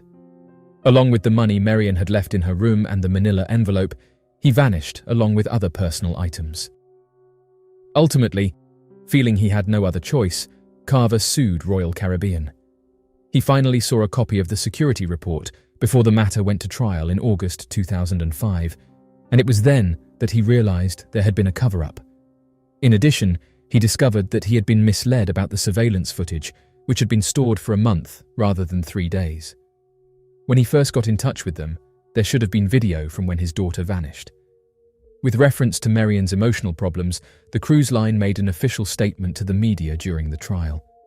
Carver eventually prevailed in his lawsuit, but it was a meaningless result. Despite spending $75,000 on detectives and attorneys, he was still unaware of his daughter's whereabouts and thought she had passed away. He passed away in December 2019 without ever learning Marian's fate. In order to save others the anguish and suffering he had experienced, Carver established International Cruise Victims, a support and advocacy organization, in 2006. The disappearance of Aaron Hu. After graduating from London's theatre school, the actor scored a lucrative role as a performer on a Royal Caribbean ship, where he was cast in the Grease production. However, Hu disappeared 267 miles off the coast of Puerto Rico on Christmas Day, 2018. News outlets have claimed that at around 4 a.m, Hu was last seen on CCTV entering Deck 5, which was home to several stores and bars. The cruise ship conducted a thorough search for him after he failed to arrive for work that day. However, the news outlets report that during a 2-day search that encompassed 3,700 square miles, no results were found. Despite the upbeat pictures he frequently shared, some people noticed that Hu's social media posts after his disappearance from the cruise ship hinted that he was internally struggling. A week before his disappearance, he posted something along the lines of, "People live fake lives on social media." Sadly, Aaron Hu's disappearance from this list of cruise ship disappearances was never solved. The mystery of the SS Waratah. The SS Waratah stands as one of the most enduring maritime mysteries of the 20th century, a tale that continues to captivate and perplex investigators and enthusiasts alike. Launched in 1908, the SS Waratah was a luxury passenger steamship built by the Blue Anchor Line, intended to serve the bustling trade routes between Europe and Australia. Back in September 1913, Australian explorer Douglas Mawson reported that he had made a strange discovery while in Antarctica. The Australian Antarctic Expedition's then leader reported seeing the masts and top funnel of a big steamer projecting from snow close to a narrow entrance that led to a bay on the southern continent in a jumbled telegraph message. The telegram stated that even though Mawson's group was unable to reach the damaged ship, they had found a lifebuoy encrusted in ice with the name Waratah on it. The newspapers of the time that had picked up on the story speculated that Mawson might have unravelled one of the most puzzling maritime mysteries of the early 20th century, the whereabouts of a passenger liner that vanished off the coast of South Africa at the end of July 1909, while on a voyage from Sydney to London. The message stated that not only had the Waratah been discovered undamaged, but also that some of her 211 passengers and crew might amazingly still be alive. According to Captain John Mackay, the discovery of the ship, thousands of miles south of its last known location, was completely plausible. However, Mawson said nothing more about this supposed discovery, and as it turned out, the telegram was a journalistic prank sent by editors at the Daily Mail to investigate the idea that their rival in Brisbane was stealing its news articles. Built in 1908 for the Danish shipping line Blue Anchor, the medium-sized passenger and cargo steamer SS Waratah was built by Clyde shipbuilders Barclay Curle. Built with 8 staterooms and space for up to 128 first-class passengers on her top decks, the ship was intended to transport a substantial load, mostly frozen meat, dairy goods, and metal ores. On her inaugural trip, the Waratah carried 689 steerage and 67 first-class passengers, sailing from London in November 1908 and arriving in Sydney in January 1909. The journey out and the journey back were uneventful, with the exception of a little but problematic fire in a coal bunker. She went missing during the second voyage's return leg. On June 26, 1909, she departed Sydney with the intention of travelling to Europe via stops in Melbourne, Adelaide, Durban, and Cape Town. She was carrying over 7,000 bars of bullion. Only 211 passengers and crew members were on board when she departed Durban on July 26 in the evening. The Wild Coast is the name given to the untamed and hazardous eastern coast of South Africa, which stretches between Durban and Cape Town. The SS Waratah vanished off the rugged wild coast more than a century ago, and since then, this vessel has been referred to as Australia's Titanic. The Titanic capsized far later than the SS Waratah. This 500-foot steamer ship, which weighed about 10,000 tons, vanished in July 1909 while returning from Australia via Cape Town. All 211 passengers and the crew perished along with her somewhere in the Indian Ocean. There were no survivors. One of the greatest maritime mysteries in history is the apparent complete disappearance of the ship, and there has never been a single piece of the ship found to this day.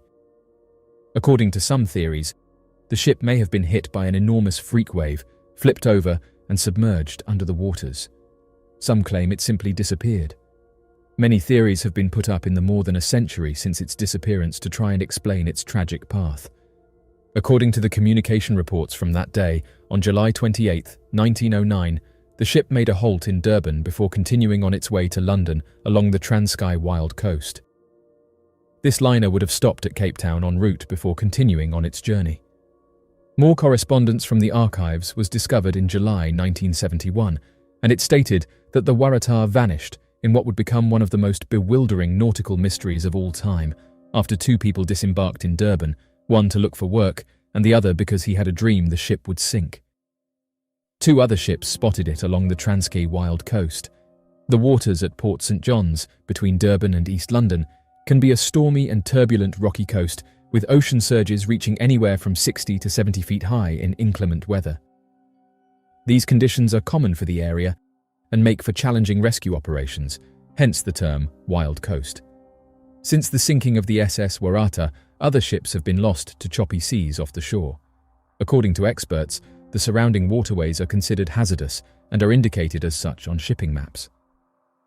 Theories for this catastrophe range from the ship's heating system blowing up to her being swept away by the powerful current and the stormy weather leaving her drifting aimlessly. She might have finally drifted towards the Antarctic Circle from the southern African coastline for any of these reasons. The mysterious disappearance of Royal Marine Alan Addis. The disappearance of Royal Marine Alan Addis is a haunting mystery that has puzzled investigators and gripped the public's imagination for decades. Addis was one of 3 members of a team that had travelled to the isolated community of North Arm in Lafonia on East Falkland, some 90 miles, or 140 kilometres from Stanley, to retrieve the equipment for a Falkland Islands Defence Force unit in North Arm following a week-long training session. They were then scheduled to proceed to Fitzroy to train volunteers for the Falkland Islands Defence Force there. Addis and the other Marines went to an evening gathering with 40 villagers in the village hall, which served as a social club, on August 8th.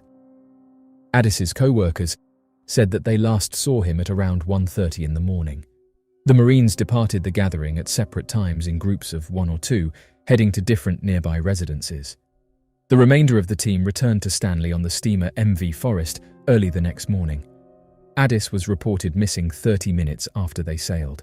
At first, it was thought that Addis had either gone overboard or had unintentionally stepped off a jetty into the chilly South Atlantic seas in the Bay of Harbours.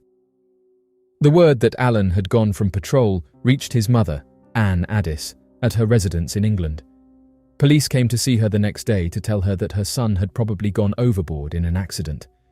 Other theories were floated over the next 3 weeks, one of which was that Addis had become lost and gone out into the hinterland of the Falklands, where he might have passed away due to the cold. The search for the missing Marine was eventually called off when it was unsuccessful in turning up any leads. The search was conducted by air, sea and divers underwater around the islands and surrounding waters. An open verdict on the Falklands was returned by an inquest later that year. Anne Addis took a military transport to the Falklands in November 1981 to conduct her own inquiries. She ordered the Ministry of Defence to launch a fresh inquiry, headed by the Special Inquiry Branch of the Royal Military Police, after growing increasingly certain that foul play was involved. She maintained that the island's meagre police force, which at the time consisted of 1 full-time constable and a few part-timers, was not up to the task of conducting an investigation of this nature compared to the Special Inquiry Branch's people, training and expertise. An Special Inquiry Branch officer was sent to the Falklands in response, but Mrs. Addis was not shown his final report because it was confidential. When the Argentine military invaded and took control of the islands in April of the following year, the situation became even more problematic. Following that, on June 14, 1982, the Argentines submitted and British forces retook the islands in what became known as the Falklands War between the United Kingdom and Argentina. The local police files pertaining to the Addis case were lost during the fight, and it's possible that the authorities in the Falklands deleted them on purpose to keep information regarding British military operations on the islands out of the hands of the Argentines. Mrs. Addis kept in touch with several Falklanders and persisted in pressuring British and Falklands officials to conduct a fresh investigation in the years after the conflict. She heard whispers in 1993 of an islander boasting of their role in Alan's disappearance during an overheard conversation in a Falklands pub. The now enlarged, renamed Royal Falkland Islands Police received this information. By then, the Royal Falkland Islands Police had reopened its inquiry so they could rule out that specific rumour. Nevertheless, they came to the conclusion that Addis had been taken out and named 4 islanders from the area as the main suspects. A team of detectives left the UK in 1995 after the Royal Falkland Islands Police entrusted the investigation to Devon and Cornwall Police due to an impasse. 4 Falklands men were apprehended by officials from the Devon and Cornwall Police and the Royal Falkland Islands Police in September of that year during an operation that used helicopters from the Royal Air Force installation at RAF Mount Pleasant. Later, the men were freed without facing any charges.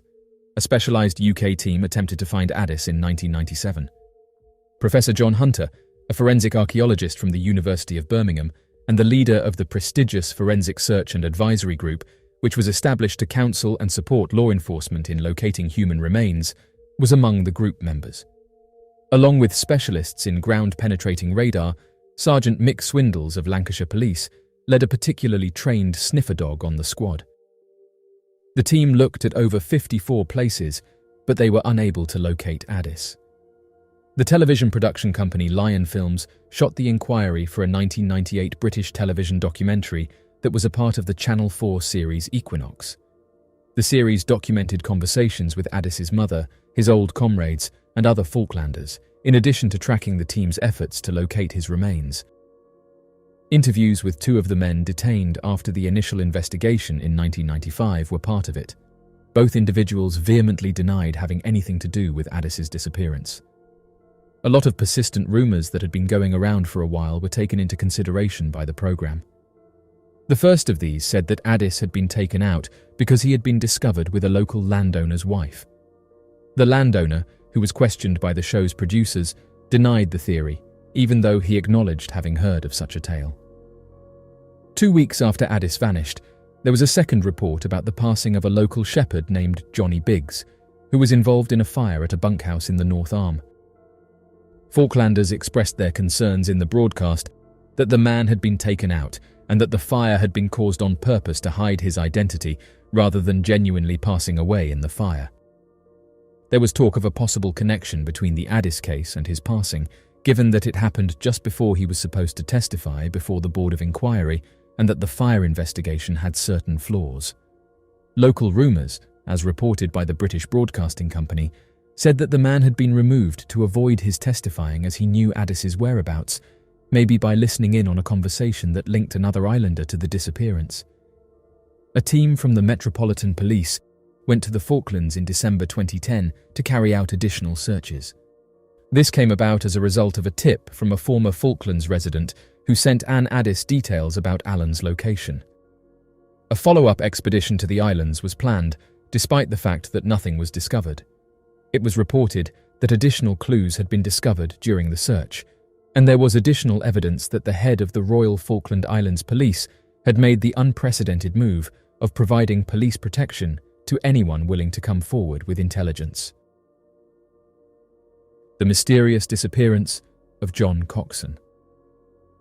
Pirate Captain John Coxon frightened the Spanish Main in the late 17th century.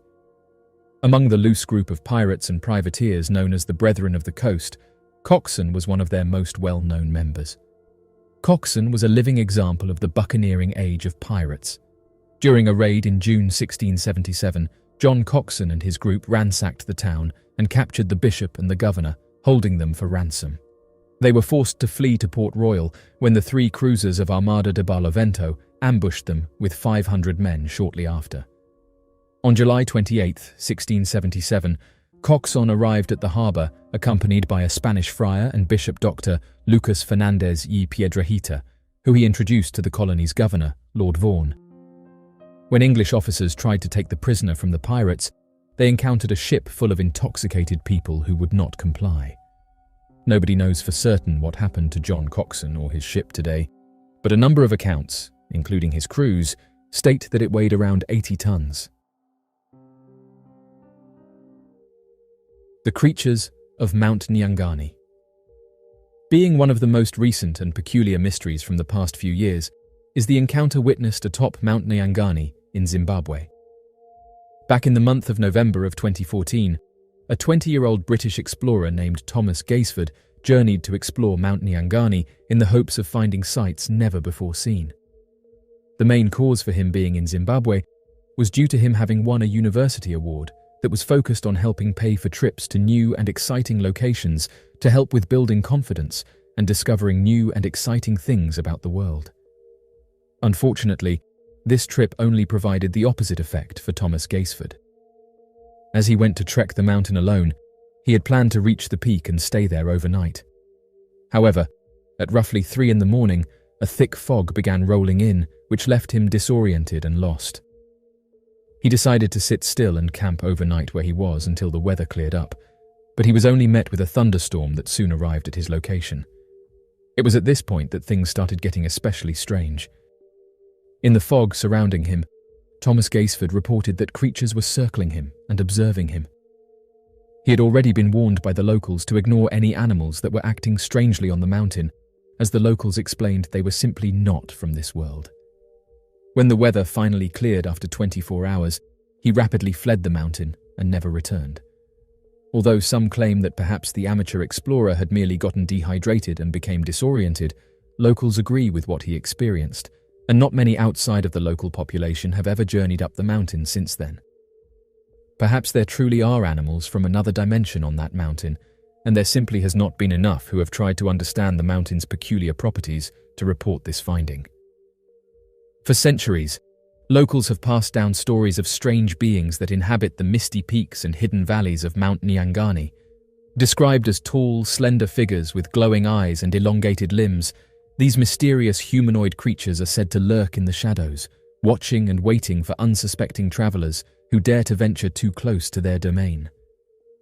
One of the earliest documented encounters with these mysterious humanoid creatures occurred in the late 19th century, when a group of European explorers stumbled upon a remote village nestled in the foothills of Mount Nyangani. According to their accounts, the villagers spoke of strange sightings of humanoid figures lurking in the darkness, their presence evoking a sense of fear and unease among the local population. In the decades that followed, reports of encounters with the mysterious humanoid creatures of Mount Nyangani continued to trickle in, with witnesses describing eerie sightings of tall, shadowy figures that seemed to materialize out of thin air, only to vanish without a trace moments later.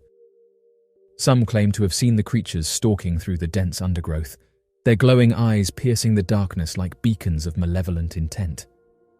One such encounter occurred in 1979 when a group of hikers exploring the remote reaches of Mount Nyangani reported seeing a humanoid figure emerge from the mist, its tall, slender form silhouetted against the backdrop of the setting sun. According to their accounts, the creature appeared to be observing them from a distance, its glowing eyes following their every move with an air of detached curiosity. As word of these sightings spread, interest in the mysterious humanoid creatures of Mount Nyangani grew. One theory proposed by researchers is that the mysterious humanoid creatures of Mount Nyangani may be related to the rich tradition of folklore and mythology that surrounds the mountain. According to indigenous beliefs, the mountain is inhabited by ancestral spirits and guardian beings who are said to possess supernatural powers and wisdom beyond mortal comprehension. It is possible that the sightings of humanoid creatures reported on the mountain are manifestations of these ancient spirits, appearing to those who dare to intrude upon their sacred domain. Another theory suggests that the mysterious humanoid creatures of Mount Nyangani may be a previously undiscovered species of primate or hominid, adapted to life in the dense forests and rugged terrain of the mountain. Proponents of this theory point to the mountain's remote and inaccessible location as a possible refuge for such creatures, allowing them to evade detection and remain hidden from prying eyes. Yet, despite the wealth of speculation and debate surrounding the mysterious humanoid creatures of Mount Nyangani, the truth behind these strange encounters remains elusive. Whether real or imagined, these sightings serve as a potent reminder of the enduring allure and mystery of the natural world and the boundless wonders that await discovery in the remote corners of our planet. Girl taken from Montana mountain range by mysterious creature. Considered to be one of the most bizarre missing cases ever recorded, a 1-year-old female would suddenly go missing in the state of Montana, back on the 2nd of September 1903, and would later be discovered with the creature responsible inside a cave located in one of the most isolated hills of North America. According to the report, a man by the name of William Dunphy was prospecting with his family roughly 10 miles north of Wyoming, only a few miles outside of the small town of Ewing, Montana. Today, Ewing is considered a ghost town, as the less than 200 residential population recorded back in the early 1900s has completely disappeared, and only a single building, used to house local park rangers, stands where the small town once stood. Surrounding the remains of the small town are some of the largest mountains found in the state, alongside several of the highest recorded peaks. Entering into the direction of Ewing from the border of Wyoming is also home to an old supernatural location referred to by locals as the Devil's Canyon, as many ancient Native American legends tell stories of encountered demonic entities in the area. It would be in this area that William Dunphy's daughter would suddenly go missing. On the 2nd of September, back in 1903, an article from a local newspaper would claim that while the Dunphy family were living in the nearby hills of Ewing, the parents and children would often travel deeper into the nearby canyons to do prospecting, using the nearby small rivers and tributaries for gold panning. The local newspaper, known as the Clinton Morning, would claim that while the family was prospecting and the child was lying down near one of the slow-moving tributaries, a sudden, large and wild animal would emerge from the adjacent brush and carry off the daughter. Oddly enough, the family was unable to tell investigators or reporters what exactly that animal was that was responsible for carrying off the daughter. Regardless of this, the family and other local residents would begin an extensive search to find the missing daughter, including hunting and gutting local wild animals of all kinds to find identifiable remains of the Dunphy daughter. Although the news articles failed to provide information on the exact efforts that local volunteers made, the entire operation was considered by reporters as having been extensive and time-consuming. Almost 2 weeks would pass before any sign of the missing girl was ever uncovered, but during the middle of September, William Dunphy would once again be near the Devil's Canyon, following large predator tracks to a deep and open cave system. The region surrounding Ewing is littered with complex cave systems, often undiscovered and unexplored, and many of these caves are often closed off or avoided altogether due to the high probability of natural large predators inhabiting them. Despite these fears, William Dunphy would follow the large animal tracks through the canyon and up one of the mountains until he came to a large cave opening that was located more than 10 miles from where the Dunphy daughter had last been seen. Believing the spot to have been a wolf's den, William Dunphy would stay outside of the cave for about an hour, waiting to see if any large predators would come out of the cave. While waiting, however, Dunphy would claim to suddenly hear the crying of a young child. Without hesitation, Dunphy would soon enter the den to check what was inside it, and would claim that the cry of the child would become much louder and was mixed with the yelping cries of animals. Dunphy would later tell reporters that he felt as if he had seen a ghost when he entered the cave and saw his infant daughter lying on top of a fluffed up and organized bed of grass, as if it had been specifically made for the child. Less than a few inches away from his infant daughter laid a massive wolf mother with several young wolf pups laying beside her. Dunphy, terrified to get too close to the nursing wolf mother, watched as his daughter would crawl to the large wolf mother and get milk from the mother while pushing away other small pups. After a moment, Dunphy would step forward slowly towards the wolf mother, which had no reaction whatsoever, and grabbed his crying daughter away from the wolf mother and slowly backed out of the cave. Other local residents and newspaper reporters would visit the wolf den to help confirm the story, as well as examine the Dunphy daughter closely. After examinations, it became apparent that not only was the girl not injured, but that she had grown to a considerable size and had been extremely well nourished, better than many of the other children her age.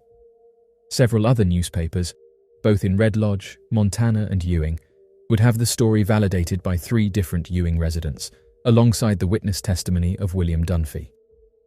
Although no other details surrounding the disappearance and recovery of the Dunphy daughter are known, many opinion pieces later written about the publication often expressed criticism or disbelief at the claims of William Dunphy. However, despite these skeptic views, since the 1903 disappearance, there have been a handful of cases from around the world of children vanishing after being taken by a large predator animal, only to be seen at a later time well-fed and acting feral, similar to the animals. Oddly enough, the case of the Dunphy daughter is not the only time an individual was reportedly taken by an animal described by eyewitness reports as a large bear or abnormally massive wolf, as mammals taking children has been a common report across the state of Montana. Another similar case would be the account of missing Kenneth Crandall, who was believed to have been taken by a large dog and then later found by Crandall's missing family dog. The strange disappearance of Eric Lewis on Mount Rainier. On the 1st of July back in 2010, a man by the name of Eric Lewis would suddenly go missing while visiting Mount Rainier, located in the state of Washington, while he was on a routine hiking trip through the national park. The most peculiar facts about the case of his disappearance seem to arise when taking the hiker's years of experience into account. Despite having been an experienced hiker and sheer rock-face climber of more than 2 decades, Lewis would appear to completely vanish from the top of Mount Rainier while following simple hiking trails that thousands of tourists journey on every year. The details surrounding Eric Lewis's disappearance would be considered so strange that local law enforcement agencies would temporarily pursue a suspicion of foul play before ending the case as nothing more than an unexplainable vanishing. According to the details of Eric's case, Eric Lewis was a native resident of the small town of Duval, located in the state of Washington. Friends of Eric Lewis often referred to him as the climbing fanatic, as it was more than common to find the 57-year-old man conquering yet another mountain's peak. Close friends and family members would later tell investigators that Eric Lewis had conquered far more difficult summits in Nepal, New Zealand, and Argentina, and had already reached Mount Rainier's summit 10 times in the recent past.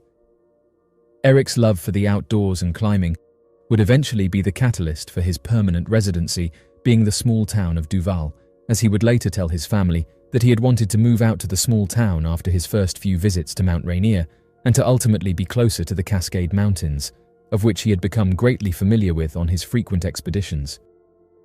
More than just a hobby, climbing and hiking was also a side profession that Eric Lewis was interested in pursuing. After graduating from the University of Missouri at Columbia with a bachelor's degree in fine arts, Eric hoped to pursue his degree's speciality in photography. Collections of photographs Eric had taken while reaching the summits of some of the most difficult mountains in the world would gain him a small following in the climbing community and would help to propel him to a status among the top 1% of climbers in the world. Interestingly enough, Eric's love for the sport and his obsession with photography did not prevent him from taking the necessary precautions in the least. Eric's mother would later tell investigators that, if anything, Eric had grown increasingly more cautious over the years after learning of other disappearances across national parks from experienced outdoorsmen and individuals who had underprepared.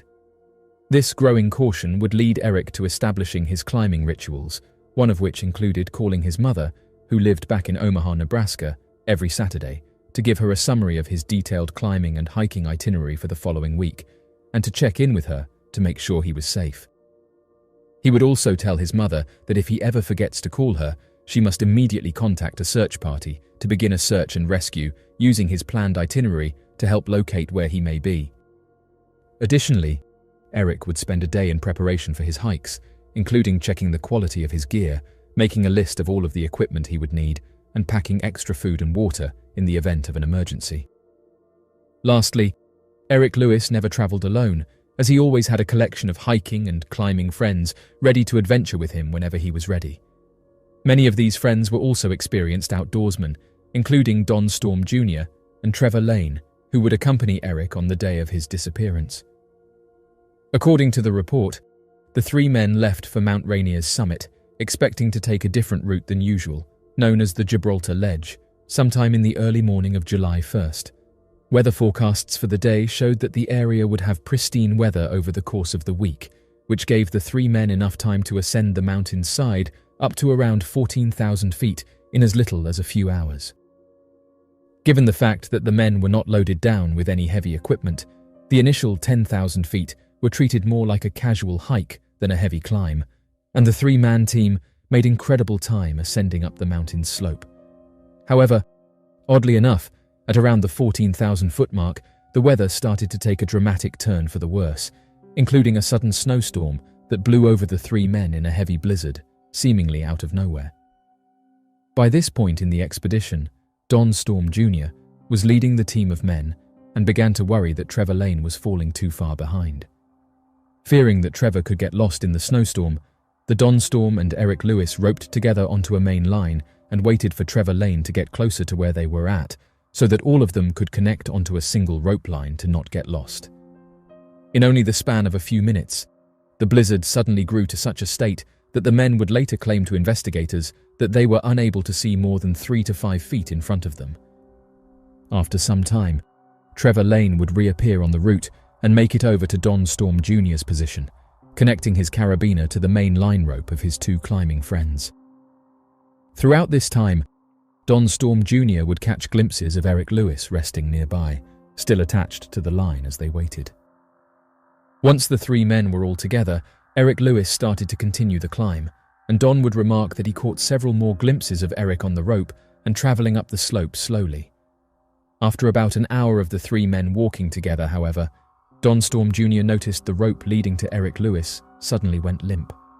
Although Don would later remark that the limpness in the rope would make him worry, at first he claimed that he was just confused. Had the rope tugged violently and then went limp, he would have assumed that Eric Lewis' carabiner connected to the rope had broken.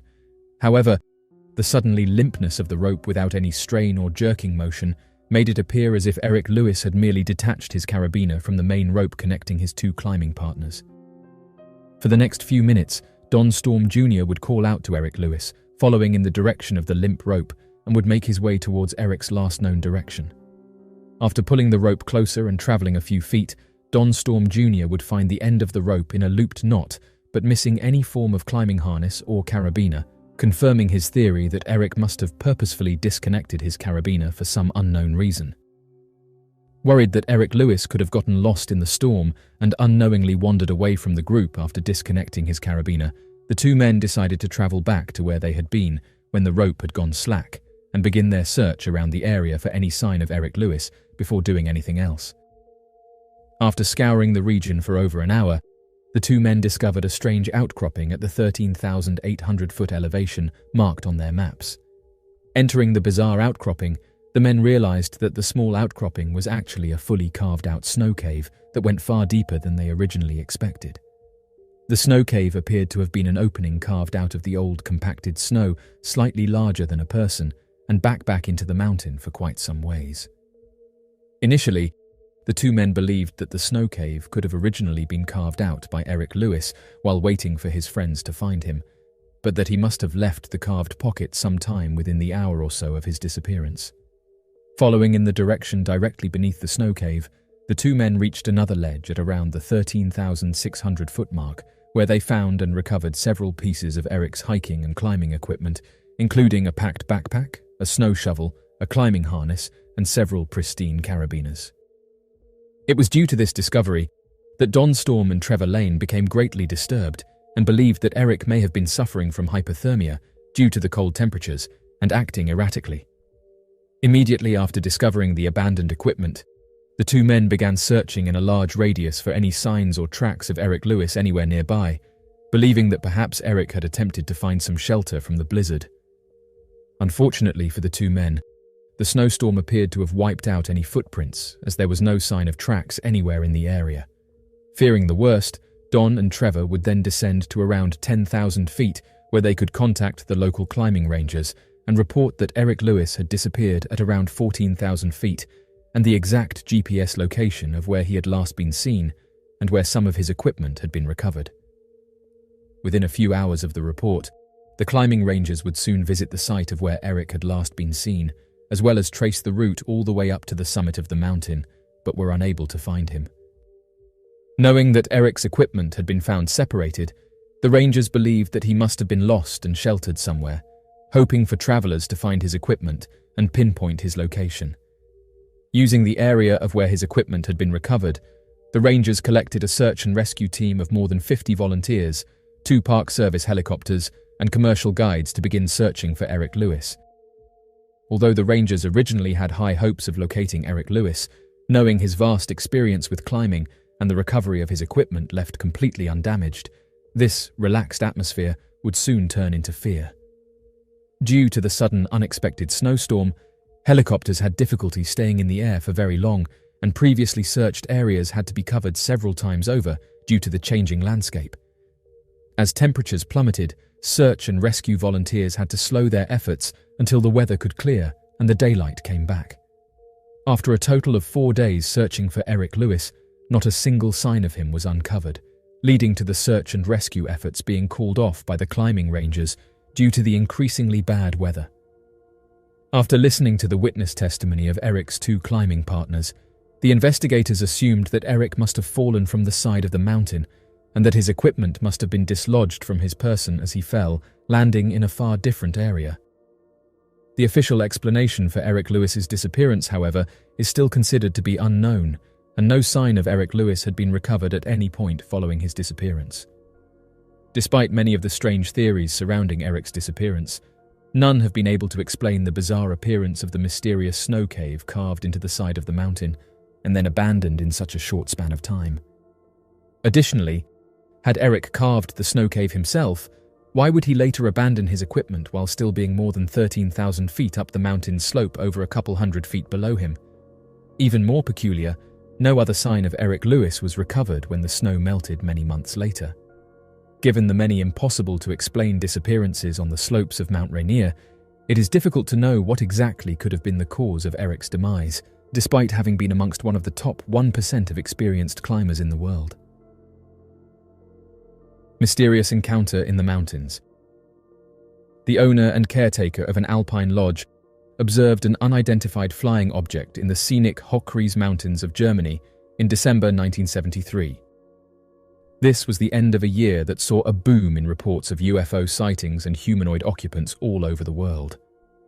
Around 8:30 in the evening on December 10, 1973, the owner of the Alpine Lodge, referred to as Mr. L in the report, though Friedrich Lennartz is listed in UFO files, and Peter Zettel, the property's caretaker, were enjoying the breathtaking view of the snow-covered landscape through the equally impressive panoramic window of their charming building.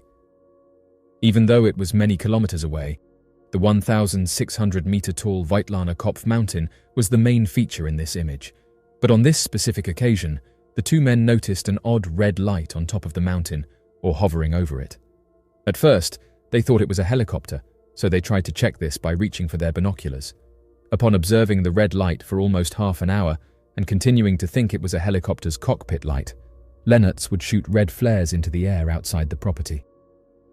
At the time, he reasoned that if the helicopter's pilot was having problems, the flare would alert them to the presence of help nearby. That being said, the object seemed to react shortly after he shot the flare, and not in the manner that the witness would have thought a helicopter would. It rose up into the air, stopped, and hovered at around 200 meters above the ground while it started to glow a richer, deeper red color, and then the mysterious object started to move towards them. Based on his current understanding, the witness estimated that the object was around 2 miles away, and it was definitely not a helicopter. Furthermore, it had a translucent upper dome and was unmistakably egg-shaped, and there were whirling, flashing lights around the underbelly that seemed to move and flash at random. Lennartz would remember that the lights turned anti-clockwise and that they did so without any apparent system. He would also remember how the lights looked like fluorescent tubes when they flashed, and what fascinated the 2 men the most was how completely silent the craft was. Because of their location near the country's southern border, Lennartz had maintained communication with mountain rescue agencies in both Czechoslovakia and Austria. particularly when the thing seemed to be heading towards the Unterberg Mountain, which is located outside the Austrian border. For a brief moment, it seemed to hover right over the summit of the mountain. The mysterious object started moving again after a short while, this time in the direction of the Klausner Lodge, which lies nearby. Lennertz would communicate via radio with the building's owner to inform them of the unusual object hanging over the top of the structure for a while, and it so happened that they had also been watching the thing. An article in the Washington Post said that on December 4th, when darkness descended over Turin, thousands of people would see a massive object just hovering overhead, and corroborating radar sightings would again originate from the nearby military base, same like the sighting from 4 nights earlier. For centuries, the Hochreis Mountains have been steeped in folklore and legend, with tales of strange lights and mysterious phenomena dating back to ancient times. According to local lore, the mountains are said to be inhabited by spirits and otherworldly beings who are said to watch over the land and its inhabitants with a mix of curiosity and fascination. In recent years, reports of UFO sightings above the Hochreis Mountains have captured the attention of ufologists and enthusiasts from around the world, drawing curious onlookers to the region in search of answers. Witnesses describe seeing strange lights and orbs hovering in the sky, their movements defying conventional explanation and leaving observers awestruck by their inexplicable behavior. One of the most compelling sightings of UFOs above the Hochreis Mountains occurred in 2015, when a group of hikers exploring the region reported seeing a series of bright lights descending from the heavens and hovering in the sky above. According to their accounts, the lights appeared to move in a synchronized manner, performing intricate maneuvers that seemed to defy the laws of physics. As news of the sighting spread, it sparked a flurry of speculation and debate among researchers and investigators, with theories ranging from extraterrestrial visitation to top-secret military experiments. Yet, despite extensive analysis and investigation, the true nature of the UFOs remains elusive, leaving witnesses and experts alike baffled by their mysterious presence in the skies above the Hochreis Mountains. One theory proposed by ufologists is that the UFOs seen above the Hochreis Mountains may be of extraterrestrial origin, piloted by intelligent beings from distant stars. According to this theory, the mountain's remote and inaccessible location makes them an ideal spot for extraterrestrial visitation, allowing advanced civilizations to observe and study Earth without detection. Another theory suggests that the UFOs may be a manifestation of the mountain's mystical energy, tapping into the ancient ley lines and natural forces that flow through the region. Proponents of this theory point to the mountain's long history of strange phenomena and unexplained sightings as evidence of a deeper connection between the land and the cosmos. Yet, regardless of the theories and speculation, one thing remains clear. The UFO sightings above the Hochreis Mountains continue to defy easy explanation and challenge our understanding of the universe. Whether real or imagined, these mysterious encounters serve as a potent reminder of the mysteries that lie hidden in the natural world, waiting to be discovered by those bold enough to seek them out. The strange nature of the Unterberg Mountains. The Unterberg Mountain can be found amongst the Berchtesgaden Alps on the border of the countries of Germany and Austria. Although the site is regarded as one of the prime hiking spots for travelers coming from all around the world just to bask in its scenic beauty, it appears that the mountain holds a more sinister history. Researchers often regard the Unterberg Mountain as one of the most mysterious mountains in the world due to the fact that it appears to be at the center of many different rumors that believe the mountains to hold ancient lost civilizations, the burial grounds of long-forgotten Roman emperors, and strange, never-before-seen creatures in its forests. In fact, these legends are so old that there are reports from the German regime that they were focused on uncovering the strange mysteries of the mountain and that he had funded the construction of a house on a nearby mountain to observe Unterberg through high-powered state-of-the-art telescopes and research equipment. Today, strange reports still occur as travelers will often report that during their journeys they will suddenly lose track of time or notice that they are missing whole sections of time. In some cases, many have even claimed to suddenly wake up on a different area of the mountain, together with evidence that hours have passed since they were hiking before. People have suggested that this could be due to portals opening up that warp space and time and cause people to travel greater distances than is physically possible, whereas others believe it could be due to possible alien encounters. The sudden disappearance of Bruce Ferrin. Over 250,000 individuals are reported missing every year, with estimates of actual missing persons cases that are left unreported, pushing that total to more than an expected 300,000 cases annually. With that many reports, it is no wonder that a vast majority of these cases are left unsolved. However, every now and then there are a series of missing cases that emerge that are so peculiar they become the subject of impossible-to-explain theories. Known as the Missing 411, there appears to be a substantial number of missing persons cases relating to the disappearances of individuals from national parks. In fact, many of these Missing 411 cases are believed to not be investigated too deeply, as some form of supernatural or paranormal cover-up takes place in these undisturbed locations. The Winter Mountains, located within the state of Utah, have long been a source of fascination and mystery. Nestled within the rugged terrain of the mountain range are a large number of natural lakes and groves, where thousands of nature enthusiasts and adventure seekers visit every year. However, these scenic landscapes have witnessed some of the most bizarre disappearances ever recorded over the last few decades. One such bizarre incident would occur on the 23rd of June back in 1963, when a 7-year-old boy, by the name of Bruce Ferrin, would suddenly vanish somewhere near Pyramid Lake while on a routine family outing. According to the missing persons case, it would be on the 23rd of June that the Ferrin family would decide to embark on a short trip to Pyramid Lake, situated at an elevation of approximately 9,700 feet, accompanied by his aunt, uncle, and cousins.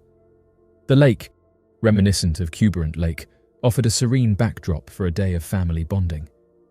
According to investigators, the Ferrin family would claim that at around 10 in the morning, Bruce had informed his aunt and uncle of his need to use the bathroom and decided to venture toward a nearby grove of small trees and bushes. Little did anyone suspect that this innocent act would mark the beginning of an extraordinary mystery. When Bruce failed to emerge from the grove a few minutes later, concern quickly turned into panic. Bruce Ferrin's aunt and uncle immediately initiated a search, but their efforts to find the missing 7-year-old boy would yield no results, as no evidence of Bruce being anywhere near the region was uncovered. Wasting no time, authorities were promptly notified, and a comprehensive search operation was launched. United States Forest Service personnel, county sheriff's deputies, and local search and rescue volunteers joined forces, combing through the vast nearby wilderness, calling out Bruce's name in hopes of locating the missing boy or hearing a call back. Hours of searching would turn into a day, with next to no evidence of Bruce Ferrin or his possible whereabouts discovered. Finally, the family would be overjoyed when on the afternoon of the 24th of June, nearly 20 miles away from Pyramid Lake, a search and rescue volunteer named Boyd Carpenter spotted a boy making his way down a steep trail from a set of nearby cliffs. To everyone's astonishment, it was Bruce Ferrin. The Salt Lake Tribune captured the remarkable moment with the headline, "Lad walks 20 miles, feels fine." Somehow, in a little less than 30 hours, 7-year-old Bruce had managed to travel over 20 miles and scale one of the tallest cliffs before turning back around. Searcher Boyd Carpenter himself expressed bewilderment, recounting Bruce's descent from a nearby cliff estimated to have been at least 500 feet in height, next to the trail along the North Fork of the Duchenne River. The incredible distance of Bruce's travels, combined with his young age, left search and rescue experts completely baffled. According to conventional wisdom, children between the ages of 7 and 9 are typically found within a radius of about 7 miles, within a week of their disappearance. Yet, Bruce had traversed more than double that distance in an unbelievably short period. When reunited with his parents, Bruce, hungry but unharmed, shared some details of his ordeal. Bruce recounted that during his journey he had encountered various strange animals and had relied on his instincts to stay safe. He revealed drinking water from a waterfall and seeking shelter between 2 fallen logs, where he managed to find some rest. One intriguing incident he mentioned was waking up to a deer leaping over him, illustrating the wildness and unpredictability of the environment he found himself in. However, Bruce's explanation of how he became lost or what occurred during his initial disappearance remained a mystery, as he claimed that he could not remember or explain how he ended up lost while standing in the grove. The disappearance and subsequent reappearance of Bruce Ferrin in the Winter Mountains will forever remain a strange chapter in the region's history. The Winters, with their captivating beauty and treacherous landscapes, have repeatedly witnessed these perplexing incidents. Bruce's astounding journey, covering a distance that defies logic for a 7-year-old, leaves us questioning the nature of Bruce's disappearance and the secrets that lie hidden within these mysterious mountains. Indian Army finds Yeti footprints. The elusive Yeti may have left footprints that the Indian Army claimed to have found in April 2019, close to the Makalu base camp in the Himalayas. The finding aroused intense curiosity and discussion among experts and enthusiasts alike because the Yeti's existence has long been shrouded in myth and conjecture. The Indian Army discovered tracks that were reportedly 32 by 15 inches in size, resembling human footprints but much larger, and since the prints were discovered at a height of more than 19,000 feet, it is doubtful that any known animal, including humans, could have formed them. Over the years, there have been many sightings and stories of the fabled Yeti, which is supposed to live in the Himalayan region, but despite intensive searches and investigations, no solid proof of the creature's existence has ever been discovered. The Indian Army's finding of the tracks has prompted fresh inquiries over the Yeti's existence and reignited interest in the hunt for the animal. However, scientists are still dubious, pointing out that other creatures or natural occurrences may have left their mark on the imprints. Over the years, many reports of sightings and interactions with the Yeti have been made, but only a few of these have been supported by hard proof. Presumptive sightings have occasionally been mistaken for other well-known species, such bears or big primates. Sightings have occasionally been written off as frauds or incorrect interpretations of real-world occurrences. The public's fascination in the Yeti hunt is unabated, despite the absence of hard proof. Many think that the species could be the key to discovering new information about the Himalayan region, and that the disciplines of anthropology and biology could be greatly affected by its finding. It remains to be seen whether the footprints found by the Indian Army close to the Makalu base camp are evidence of the presence of Yetis, but the finding has rekindled interest in the hunt for the mysterious animal and resurrected the controversy about the Yeti's existence. When the Indian Army came forward with the charges, many were unhappy with how they were handled, claiming that they were made fun of despite having photographic proof. According to those who study the unknown, this is one of the main reasons governments, organizations, and individuals don't come out with their sightings since, when they do, they are typically ridiculed. It's feasible that, as our knowledge of the natural world expands, we'll be able to provide a conclusive response to the subject of whether or not there are Yetis. But until then, the myth of the abominable snowman will always pique people's curiosity and remain a compelling mystery that draws people from all over the world. The mysterious disappearance of Tom Carlton in the Adirondacks. On the 12th of October back in 1993, one of the most experienced hikers, a 44-year-old man by the name of Thomas James Carlton, would suddenly be reported missing after failing to return home while on a short weekend vacation to the Adirondack Mountains. A psychologist working for the New York State prison system, Tom was an avid hiker and a highly experienced outdoorsman who was one of the most experienced members of the Adirondack Mountain Club, which specialized in climbing the very mountains he would vanish from. Most peculiar, however, there are a strange number of events and inexplicable accounts surrounding Tom's vanishing, the extensive search efforts made to locate him, and the unsettling trend of missing persons in the Adirondacks. Back during the 9th of October, Tom Carlton embarked on a solo hiking expedition, leaving his Scanatella's home early in the morning. His destination was Mount Marcy, and equipped with a teal backpack filled with essential supplies, he set off without a tent. Tom relished the solitude and challenge of venturing into remote areas, often deviating from popular trails as he had done countless times before during his history on the mountain. Unfortunately, this time, Tom Carlton would not return as expected. Growing increasingly concerned, Tom's wife, Dea, would report her husband's absence to the local authorities, including the state police, United States Forest Service, and the county sheriff's department, on the 12th of October. The response to the distress call was swift, with a collaborative effort involving the state police, New York Department of Environmental Conservation, over a dozen friends from Tom's workplace, and various search and rescue teams. The search encompassed an extensive area, covering 100 square miles and 256 miles of marked trails, as well as numerous unmarked trails and wildlife paths, making it one of the largest search efforts recorded in the area at the time. Oddly enough, as days turned into weeks, the search operation would find no evidence of the missing hiker, despite their efforts having intensified over time. By the fourth day of the search, on the 16th of October, trained search and rescue dogs and their handlers would join the quest for Tom Carlton and cover the hundreds of miles of combined distance. One particularly skilled dog named Flash managed to pick up Tom's scent from the trailhead where his car had been left. Despite their valiant efforts, as Flash attempted to follow Tom's scent, the specific trail Tom had supposedly passed over became overcrowded with impassable thicket, terrain and cliffsides.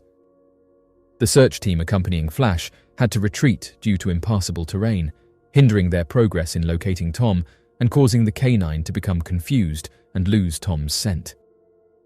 Such a strange finding led many of the volunteers wondering how it would have been possible for Tom to have passed through the area without any signs or tracks other than his scent, and worry began to spread. That perhaps his scent was scattered in the area due to a wild animal attack or other bizarre claims far too strange to have been shared. Additional unexplainable clues began to emerge when search coordinators examined hiker logbooks along the trail. They discovered two names that had potential information regarding Tom's whereabouts. The hikers, both from the Ithaca area, recalled encountering Tom at a lean-to on the Indian Trail Pass, approximately 4 miles away from the Adirondack Lodge. They remembered him vividly due to his distinctive teal backpack. This encounter likely took place late in the afternoon on Tom's first day on the trail, and initially followed where Flash had tracked Tom's scent. This encounter between the hikers made the sudden veering off into nearby impassable terrain all the more peculiar, however, as Tom would have been well on the trail and talked with others on the trail, making it next to impossible for him to have become lost on the hiker, as the amateur trails were wide open, popular with numerous hikers and following a steady path where Tom had initially planned to go.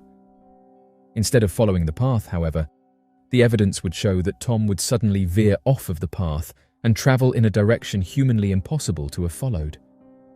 Perhaps the most peculiar, despite the leads from the witness accounts, searchers faced numerous challenges in their pursuit of Tom. Sudden inclement weather further complicated their efforts, as rain and snowfall blanketed the Indian Pass area on October 9th. Not only would the weather make the environment incredibly difficult to traverse and hostile for search and rescue volunteers to stay in the area among freezing cold temperatures, but would further complicate the search due to its sudden unplanned appearance. Search and rescue volunteers seemed unable to explain how predicted stable and warm weathers could suddenly be converted into such a treacherous condition in such a short span of time. Oddly enough, during many of the disappearances of persons across the Adirondacks, sudden bad weather plays a repeating role. Although Tom had expressed his intention to utilize the lean-tos for shelter, which created the possibility that he had sought cover, search and rescue grew concerned that if Tom Carlton was lost or injured, the weather would put him at an increased chance of injury, hypothermia, or expiration. Nonetheless, extensive searches focused on Mount Marcy and Indian Pass failed to yield any concrete leads. Today, Tom Carlton's disappearance remains an unsolved mystery, despite the tireless endeavors of helicopters, canines, skilled search and rescue personnel, and dedicated volunteers. Astonishingly, not a single trace of Tom or his belongings was ever recovered. The two hikers in the lean-to provided the last known contact with him, leaving searchers perplexed as to what transpired afterward. Strikingly, the location where Tom's scent was traced coincided with an area where the search had to be called off due to treacherous terrain. Tom's vanishing was not an isolated incident in the Adirondack Mountains. The region has gained notoriety for a concerning cluster of missing persons cases. Mount Marcy, in particular, has witnessed a disconcerting number of disappearances. The unyielding wilderness poses significant challenges for search and rescue teams, leaving unanswered questions and haunting the families of those who have gone missing. Kevin Dye disappeared from the Elkhorn Mountain regions. Back on the 18th of July, 1971, a 9-year-old boy went missing while playing with his family outside their small cabin located roughly 10 miles southeast of the small town of Casper, Wyoming. According to the investigators, 9-year-old Kevin Dye was outside playing ping pong with other family members and members from his local church group while vacationing near Elkhorn Creek. After playing for about an hour and the family was beginning to wind down, it would be some time at around 3 in the afternoon that Kevin Dye would accidentally hit the ping pong ball off of the table, sending it flying past the nearby brush and into the dense wilderness. Wishing to quickly resume their game, the family members would ask Kevin to go and find the ping pong ball as they heard it bounce a few yards away. The family members would later tell investigators that not only was Kevin unfamiliar with the area and that the family had very rarely ever gone outdoors for vacationing, but that 9-year-old Kevin also suffered from an unknown neurodevelopmental disorder. It could have been due to his lack of outdoors experience or his disorder, or perhaps a combination of both. But shortly after stepping out of view of his family, Kevin would suddenly vanish while standing within an adjacent brush to the property. At first, Kevin's family was unaware that anything strange had occurred, with several members of the family patiently waiting for Kevin to find the ping pong ball and return shortly after. It would be after roughly 5 minutes of waiting that one of the family members would call out to Kevin if he had found the missing ball, which would help to alert the rest of the family and church group members that something peculiar had truly occurred. According to the family, shortly after calling out to Kevin and failing to get a response, several family members would get up and walk in the general direction where Kevin was believed to have disappeared to, but were unable to find any sign of him or get any response while calling out his name. It would be roughly 10 minutes after he was last sighted that the family, alongside volunteer members from their local church congregation, would begin searching the nearby area and calling out to the 9-year-old boy for the next 30 minutes to an hour. Once it became apparent that Kevin Dye was completely missing from the area, Kevin's family would contact the local county sheriff's department and members from the United States Forest Service to help conduct a formal missing persons search. Before any law enforcement agencies or Forest Service could reach the area, Kevin's family and church members would already recruit another several dozen volunteers from the region after going to other small cabins located nearby and asking vacationers, tourists, hikers, experienced outdoorsmen and amateur campers to assist in searching for their son's whereabouts.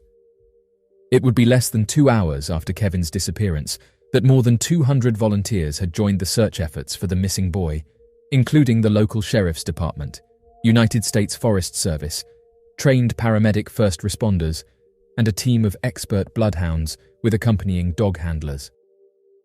The location where Kevin was last seen would be the focal point of the search and rescue operation, which was focused in a 6-mile radius from his last known location, with their attention centered around Elkhorn Creek and the Elkhorn Mountain regions. Although a 9-year-old boy can easily walk more than 6 miles in a single day, the area of Kevin's disappearance was located in a dense wilderness, resting about 8 miles southeast of the small town of Casper, Wyoming, that was nearly impossible to traverse, even for experienced hikers. This difficulty of travel left the search radius much tighter and closer than would have been originally expected for a more wide-open region. It would be at around this moment that investigators would learn of the severity of Kevin's disabilities. Kevin's parents would claim that when he was younger, Kevin had suffered from epilepsy and was prone to epileptic fits under strenuous conditions. It was also conveyed by the parents that Kevin had trouble with speaking and would typically make short vocal sounds or simple words when addressed directly. Because of Kevin's history of epilepsy and inability to vocalize loudly, investigators quickly assumed that Kevin could have been incapacitated, stuck in a semi-conscious state of disorientation and confusion, or completely unable to call out to search and rescue volunteers, even if he were within earshot, due to his sporadic muteness. This would lead investigators to immediately focus all of their attention, instead of tracking Kevin's location using the trained team of bloodhounds, rather than to fan out in random directions with the search and rescue volunteers, as he could have been easily missed. By the time that the sun had set, local newspapers would claim that more than 3,000 volunteers, composed of local visitors, nearby residents and trained search and rescue professionals, had joined the recovery efforts for 9-year-old Kevin Dye and had covered more than 10 square miles of distance from where Kevin had last been seen. It would also be at around this time that increasingly strange encounters would be made that would puzzle and confuse volunteer search and rescue teams and lead to a bizarre set of borderline unnatural claims. One of the strange claims made by search and rescue teams was that some searchers claimed to have encountered the boy who would quickly run from them or hide from them in nearby rocks before disappearing entirely. According to one of the witnesses, a small figure had been seen crouching in a bush that was located a few feet away, but when searchers got close to him and attempted to surround the area where he had been seen, no sign of the boy would be found. These bizarre encounters would continue over the course of several days as search and rescue teams continued to search for Kevin. Even more peculiar, however, 2 supposed sightings of Kevin would be made at around the same time more than 4 miles apart. By the 3rd day of the search, volunteers started to theorize that they could possibly find the boy if they left out some food for the boy at strategic spots where he had been seen.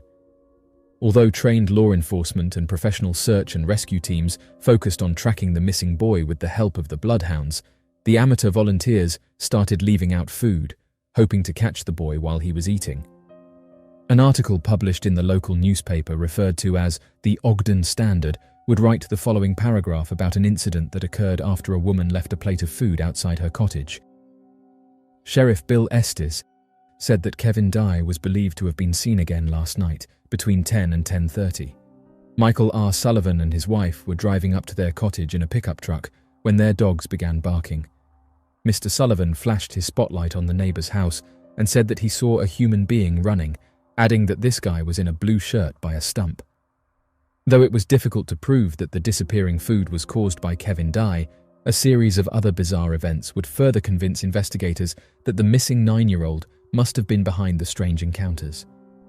According to reporters, when tracking nearby where food would go missing, investigators would often find primitive shelters and constructions estimated to have been large enough only to accommodate a child of Kevin's size.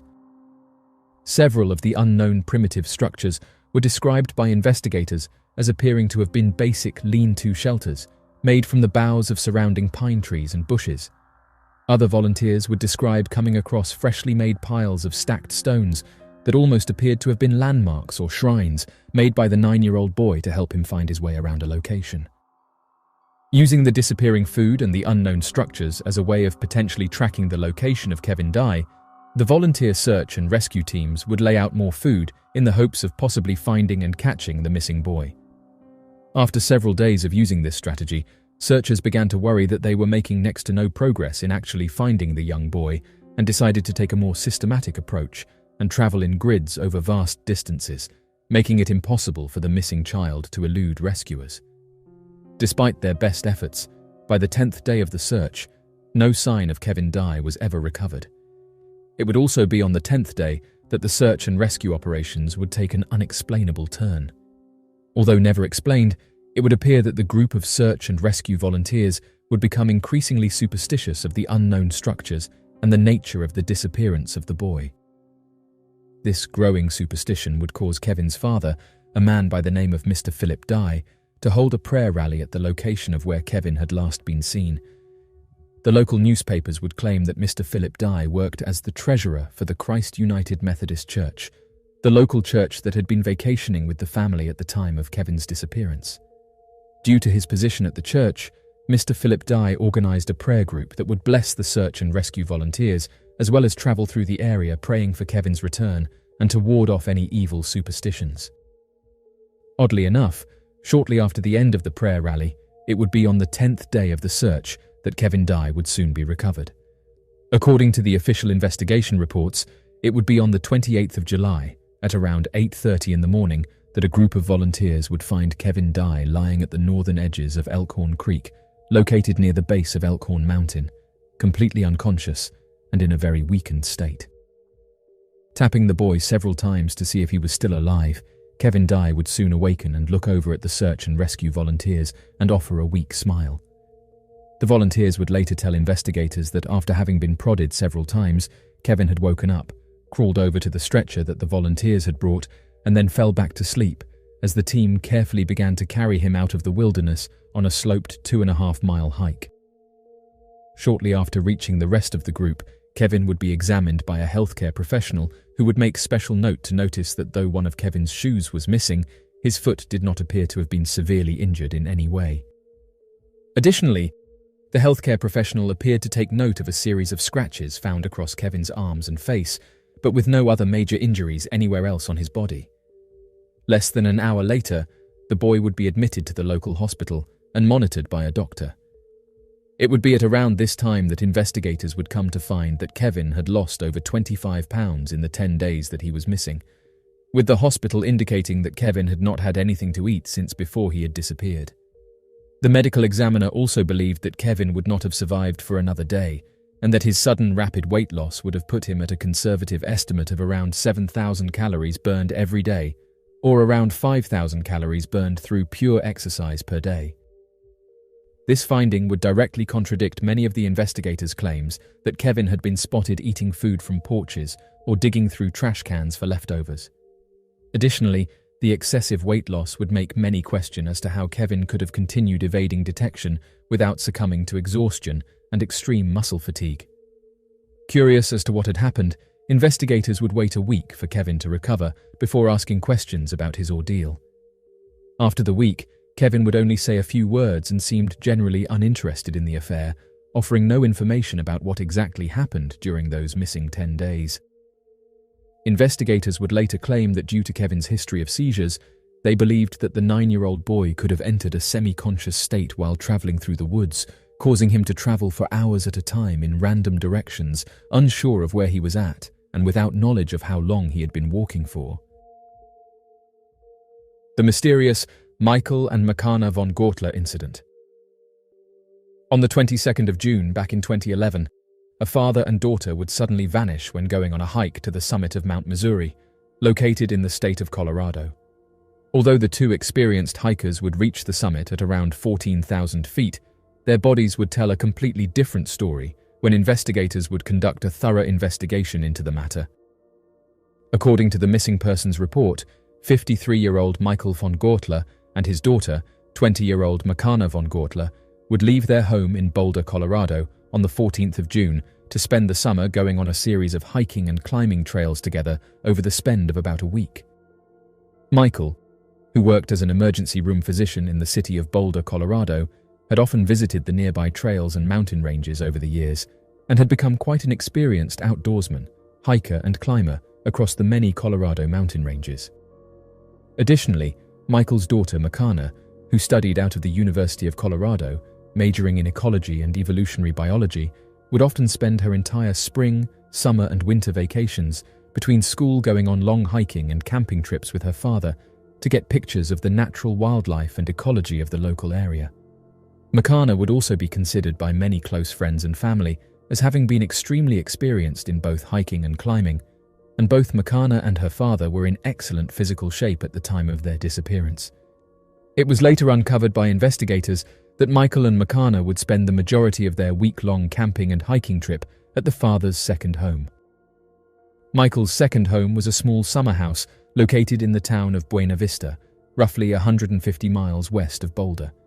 It was also believed that Michael and Makana would spend that first week together, traveling to the town of Telluride and attending the Bluegrass Festival before returning back home to the summer house in Buena Vista in order to make several preparations.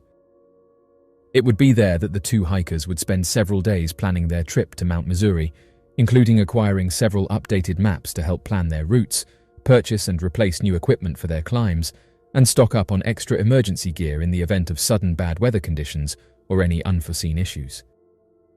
Although their precautions may have seemed too cautious, considering the fact that the two only had plans to camp around the base of Mount Missouri for a few days and then hike the summit of the mountain before returning back to the base of the mountain on a short day trip, Michael Gortler was known for being over-prepared when it came to hiking and camping journeys. Prior to their departure, Makana would send a text to her longtime boyfriend, a man by the name of Paul Casimir, that the two were headed up to a mountain trail with a summit measured at being 14,000 feet, but that her phone had been left on the roaming setting due to their cellular network connection being out of range, and that she would be unable to text or call as she wanted to avoid using data as her data plan was more expensive when it came to using roaming data. The text she had sent would later be confirmed with a local news article which would publish the text to the boyfriend. The text would read as follows: "I just got back to Buena Vista with my dad. I left my phone on roaming so I can't talk. We had a great time and we're going to try a 14 tomorrow. I'll be able to see you in a few days. I've missed you too. The number would be a reference to the height of the mountain, with Makana's cryptid message meaning that the two would be attempting to climb a summit, estimated around 14,000 feet. The night before their disappearance, on the 22nd of June, at around 12:23 in the morning, Makana would send one last text to her boyfriend Paul, which would state the following: "We're hiking Mount Missouri tomorrow, staying the night here, then driving back the 23rd. I will help my dad pack the next day, so I can see you on the 25th, and we can celebrate whatever month we're in now." After a few days passed, Paul would fail to get any reply or message back from either Michael or Makana, and would begin to worry that something strange had happened. By the 24th, Paul would grow increasingly disturbed by the lack of reply that he would reach out to Makana's mother, Michael's wife, Mrs. Dea von Gortler, and ask her when the two were expected to return back to Boulder and why the two were not returning his texts or phone calls. At first, Dea would reassure Paul that the two were most likely taking their time coming back from the trip and would return sometime on the 24th of June or the 25th, but that she would reach out to Michael and Makana to check up on them. After spending a few hours trying to reach her husband and daughter and failing to get in contact with them, Mrs. Dea von Gortler would contact the Chaffee County Sheriff's Department to report the two as missing and to do a checkup on their whereabouts. At first, the search for Michael and Makana went slowly, as investigators first wanted to confirm that the two were still in the area of Mount Missouri and not back at their Buena Vista summer home. After driving an estimated 3 hours to the summer house, Mrs. Dea von Gortler would confirm that her husband and daughter were missing, and after several hours of searching, the Chaffee County Sheriff's Department would locate and find Michael von Gortler's vehicle parked at the Mount Missouri parking lot located at the base of the mountain. Almost immediately upon finding the vehicle, the Sheriff's Department would organize one of the largest ground and aerial searches conducted in the state, alongside the local military and other law enforcement organizations. On the first day of the search, the nearby military base would utilize a state-of-the-art Black Hawk helicopter to help carry search and rescue volunteers near the summit of the three surrounding 14,000-foot mountains. While ferrying people, the military would also utilize thermal imaging cameras and other sensitive equipment in the hopes of locating the missing two hikers within the first few days. Over 40 search and rescue volunteers would be brought to the summits of the mountains, an estimated 12 volunteers per peak, and would help to cover over 1,000 feet in elevation that first day, but no sign of the missing hikers were found. Investigators were worried that their search efforts may have been in vain, as the area of the mountains and their summits were completely barren and held very little foliage, making it difficult to explain how it was that aerial support was unable to spot the brightly clothed pair from the sky anywhere along the route.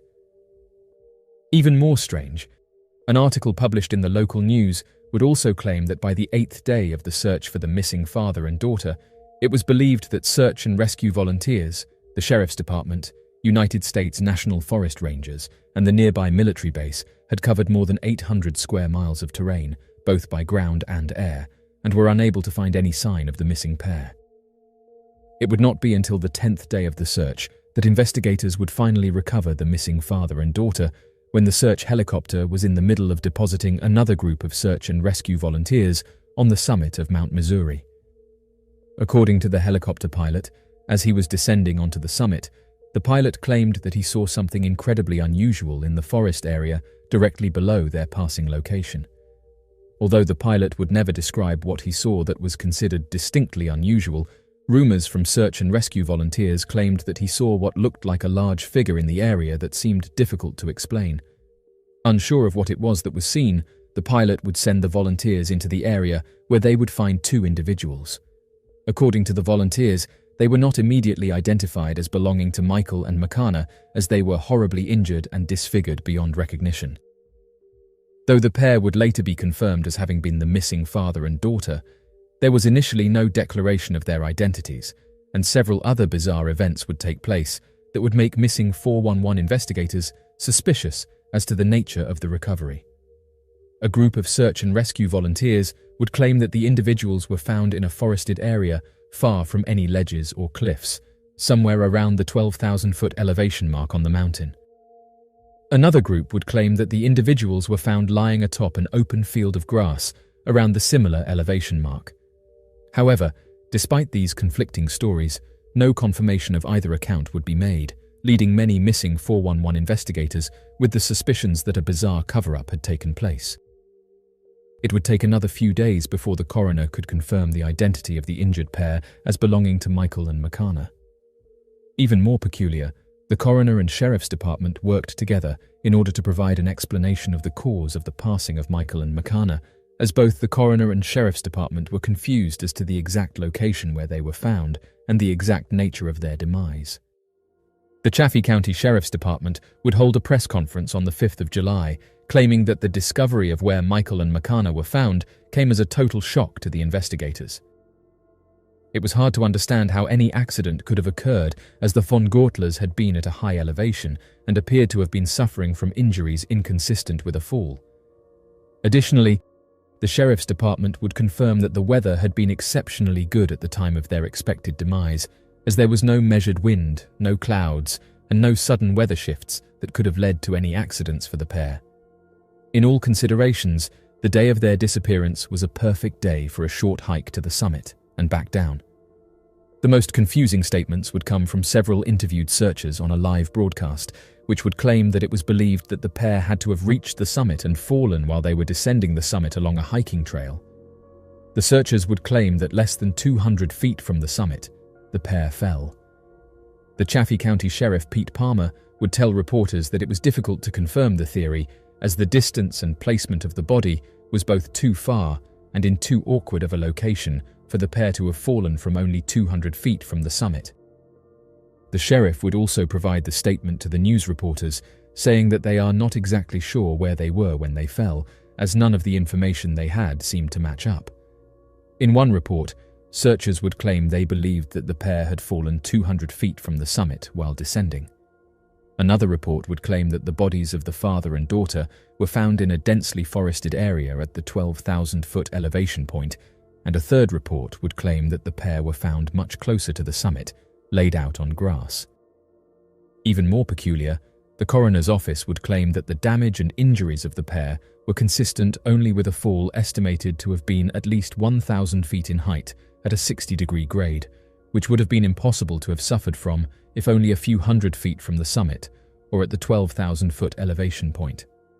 Chaffee County Coroner Randy Ametis would also make several increasingly bizarre statements to reporters, claiming that the only thing known for certain was that Dr. Michael von Gortler and his daughter, McCabe von Gortler, had both died from blunt force trauma injuries to the head and neck at almost the exact same time. At first, the coroner believed there was evidence of burn or scorch marks, but would later confirm that there was no indication of injuries caused from lightning, a strange statement that seemed both unwarranted and inconsistent. Randy Ametis would also confirm that due to the decomposition and condition of the individuals, it was believed that the two had died on the 22nd of June, the same day that the hike had initially begun. Despite the inconsistent information and data, the coroner's office would confirm that their passing was officially declared as an accident, and it was believed that no crime had been committed. The coroners would provide relatives of the von Gortler with the explanation that the two had most likely been blown off the cliff from a significant gust of wind, despite reports of clear skies and low winds. One of the most difficult to explain aspects of the coroner's report, however, were the lack of injuries to other parts of the bodies. According to the searchers, Michael and McCabe had to have fallen at least 1,000 feet to explain their injuries and location. At the height and steep grade, injuries would be expected to be seen across their bodies, including small and large scrapes, bruises, torn clothes, and small and large rocks around their remains. The coroner's statements, however, only included claims and descriptions that Michael and McCabe had died from blunt force trauma to their head and neck, without making any other statements about injuries to the torso, legs, or other regions of the body. Given the fact that Michael and McCabe, who were experienced hikers and climbers, were believed to have been on an easy trail at the time of their fall, Chaffee County Sheriff's Officer Pete Palmer would express disbelief at the mystery of their passing. The search and rescue volunteers would also express confusion surrounding the location that the bodies were recovered. It seemed impossible to explain how the individuals were not found until the 10th day of the search in an area so close to the summit and believed to have been checked several times over by volunteers during the first week of the operation. Helicopters had also been flying in and around the area every single day since the disappearance, and not a single person had seen the pair in a location that the two were expected to have been hiking in. To this day, the mysterious passing of Michael and Makana von Gortler have been the subject of many theories and continue to be regarded as one of the most mysterious and unexplainable accidents recorded in the Colorado mountains. In the shadowy world of military operations, where secrecy is paramount and the line between reality and myth often blurs, there exist tales of encounters that defy explanation and challenge the boundaries of our understanding. These mysterious military encounters, shrouded in secrecy and speculation, offer tantalizing glimpses into a realm where the ordinary gives way to the extraordinary and the known world collides with the unknown. Anonymous revealed that a UFO was taken out above Russia. An unnamed source claims that there have been multiple reports of unexplained objects over Russia's Smolensk city. At least 3 unexplained flying objects were successfully intercepted and brought down in the vicinity of Sevastopol, according to information from officials. The secretive and anonymous group of digital activists, known as Anonymous, well known for their efforts to fight corruption and protect transparency, has released a statement. They have promised to reveal information about the alleged participation of the Russian government with 3 unidentified objects that were allegedly brought down within Russian territory in this mysterious announcement. The news spread quickly over the internet, igniting in-depth debates and conversations in every corner of the globe. The group claims that the incident happened back in November and that 3 unidentified objects were shot down by Russian jets. This incident has drawn a lot of interest and examination and has been the focus of conjecture and debate. Renowned online activist organization Anonymous made headlines lately when they revealed a series of carefully encrypted documents coupled with powerful first-hand testimonies. They said that the data clearly pointed to the existence of not 1, but 3 mysterious drones that had successfully entered Russian airspace and been shot down by the nation's military. The materials that were provided had a wide range of evidence, such as audio communications, pictures, and radar data, all of which appeared to support the extraordinary story. The revelation revealed amazing details, revealing that these mysterious objects were capable of flying above and beyond anything that is currently known about human technology. Their movements were incredibly erratic and appeared to defy basic physics, enthralling even the most seasoned jet pilots with their breathtaking and seemingly unachievable maneuvers. Considering that the details were only made public today, Russian authorities have not responded to this problem. In the midst of this mysterious incident, a number of people and groups dedicated to researching unidentified flying objects emerged and moved to carefully review the information presented by the mysterious group Anonymous. A multinational team of researchers began a thorough investigation into the incident, carefully examining all relevant details and verifying the testimonies of several eyewitnesses. A consensus regarding the compelling evidence that emerged, which combined compelling and perplexing elements, was achieved after consulting a varied range of experts. Not only did this evidence hold their interest, but it also offered intriguing hints that suggest more research into the possibilities of sophisticated life. One witness reported seeing 3 bright objects in the sky. They were later reported to have been shot down by military aircraft. The eyewitness's statement suggests a noteworthy incident involving unknown aerial phenomena. Those who were skeptical continued to hold their doubts, suggesting that the items in issue could actually be drones or unmanned aerial vehicles. Many sightings and experiences have been reported over time, yet they have been shrouded in mystery and skepticism. An unexpected role has been played in this quest to solve the mystery surrounding unexplained flying objects by the loosely affiliated group of digital activists known as Anonymous. Fundamentally, the motivation behind Anonymous has always been a commitment to transparency, accountability, and the never-ending pursuit of authenticity. By means of thorough research and the sharing of information regarding unidentified flying objects, the well-known group Anonymous is actively working to remove the veil of secrecy surrounding these mysterious incidents. Strongly believing that every person has a right to know about potential extraterrestrial encounters, Anonymous is adamantly opposed to governments concealing this important information. Their steadfast dedication is focused on providing information on the presence of unexplained objects, which in turn helps us comprehend and value the possibility that extraterrestrial beings are visiting Earth. For Anonymous, this project is a logical progression from its main goal of exposing hidden truths and promoting transparency. Governments have always taken the stance that events involving unexplained flying objects are either untrue or leave room for interpretation. Many people think that implementing secrecy measures is necessary to prevent panic, protect national security, or maintain control over technology that are secret. However, this strategy has often left residents without access to important information, which has led to mistrust and the development of a number of hypotheses. Anonymous is an organization that is dedicated to bridging the long-standing gap between public awareness and official secrecy in its pursuit of the truth about unexplained objects. This group is committed to provide the public with accurate and trustworthy information about UFO experiences so that people can build well-rounded opinions and understand puzzling incidents that are still unexplained. Through pushing for increased government transparency, Anonymous hopes to build public trust and reduce the amount of unfounded rumors that are circulated. The fact that this is not an isolated incident involving the removal of mysterious objects from restricted airspace is highly intriguing. Disappearance of Richard Colvin Cox. A second-year cadet named Richard Colvin Cox vanished from West Point, New York's United States Military Academy.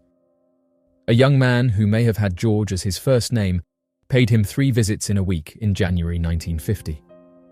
After leaving the academy premises for the 3rd time, Cox and George vanished from sight.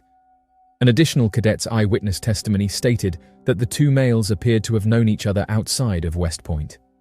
The only other West Point cadet who has vanished into thin air is Cox.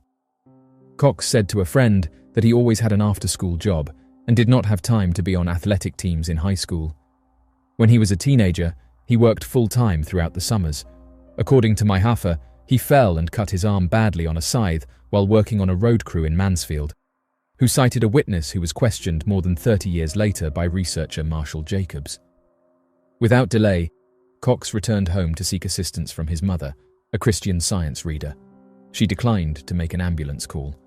After the cut became infected, a woman who lived next door accompanied him to the doctor, as stated by Myhafer. Following the incident, Cox had a noticeable scar.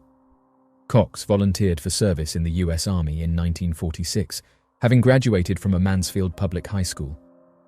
He enlisted in the U.S. Constabulary, an Army gendarmerie unit created to serve as a security and occupation force akin to the police in Germany under Allied occupation. He was assigned to Headquarters Company's S2 Intelligence Division of the 6th Constabulary Regiment, which was stationed in Coburg in the German-American occupation zone in May 1947. Cox applied for and was accepted to West Point later in 1947. He arrived in January 1948 to the United States Military Academy Preparatory School, which was then housed at Stewart Field, close to the academy itself. In May 1948, Cox enrolled at West Point, where he excelled. He had an academic ranking of roughly 100 out of 550 students. Just 1 month before his disappearance, he joined the West Point athletic team and participated in a National Collegiate Athletics Association competition. Cox was engaged to Betty Timmons, and they intended to tie the knot following Cox's graduation from West Point. On Saturday, January 7, 1950, at 4:45 in the afternoon, a guy called Peter Haynes, Cox's classmate at West Point.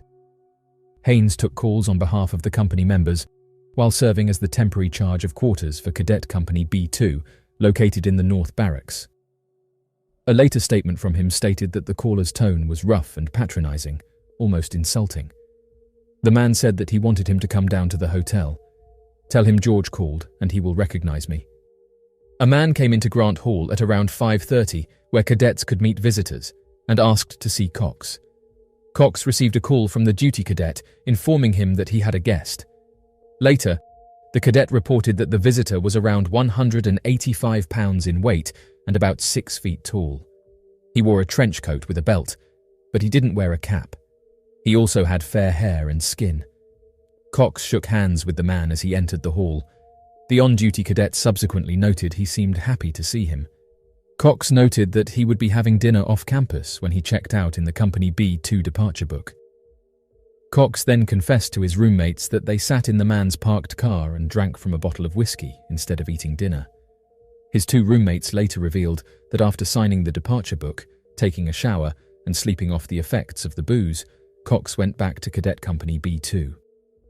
As a joke, his housemates took a picture of him dozing off while hunched over his desk. At some unspecified hour that night, Cox changed the military time he had recorded in the departure book from 1923 to 1823 in order to give the impression that he had attended the cadet supper formation at 6:30. He had, in reality, omitted the formation. It took 2 years for an agent of the U.S. Army Criminal Investigation Command to find this fact after having the departure book inspected in a lab.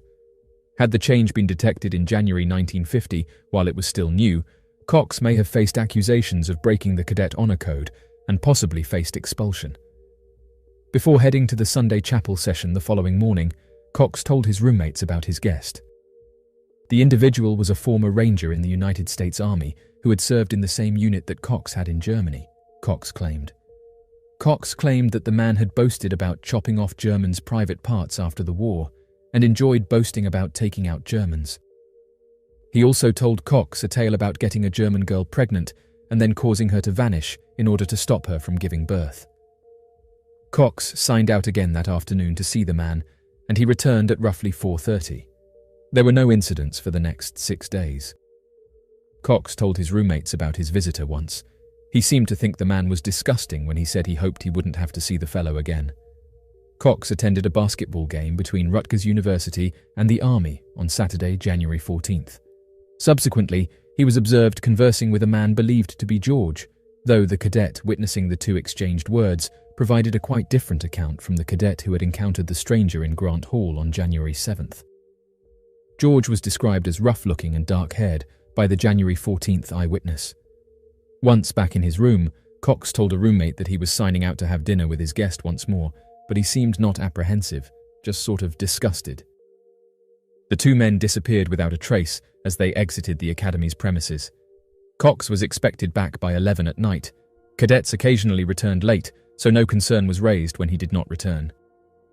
At 2:30 in the morning, his continuing absence was brought to the attention of a higher-ranking commander. However, as cadets were known to remain out late into the night, even though it would result in consequences, no action was done. His roommates told their supervisor of what they knew about the situation early on Sunday morning, and both the CID and the New York State Police were notified. The probe also attracted the attention of the FBI. A public request for information was issued on local radio stations 3 days after Cox vanished. Both ground soldiers and helicopters conducted a thorough search of the West Point grounds. A neighboring pond was emptied, the Lusk Reservoir was hauled, and the Hudson River's borders were examined. The 2-month-long manhunt yielded no noteworthy leads. Looking through Army records for a soldier who served with Cox and fit George's description turned up only people who were unable to be at West Point when the missing person vanished. An investigation into Cox's service in Germany turned up no unusual information. The argument that he had purposefully escaped from West Point was rejected since he had left 2 sets of civilian clothes and $87, equal to $850 after inflation in his room. Cox was reported absent without leave on March 15, 1950. In 1957, he was formally pronounced deceased. What happened to Paul Whipkey?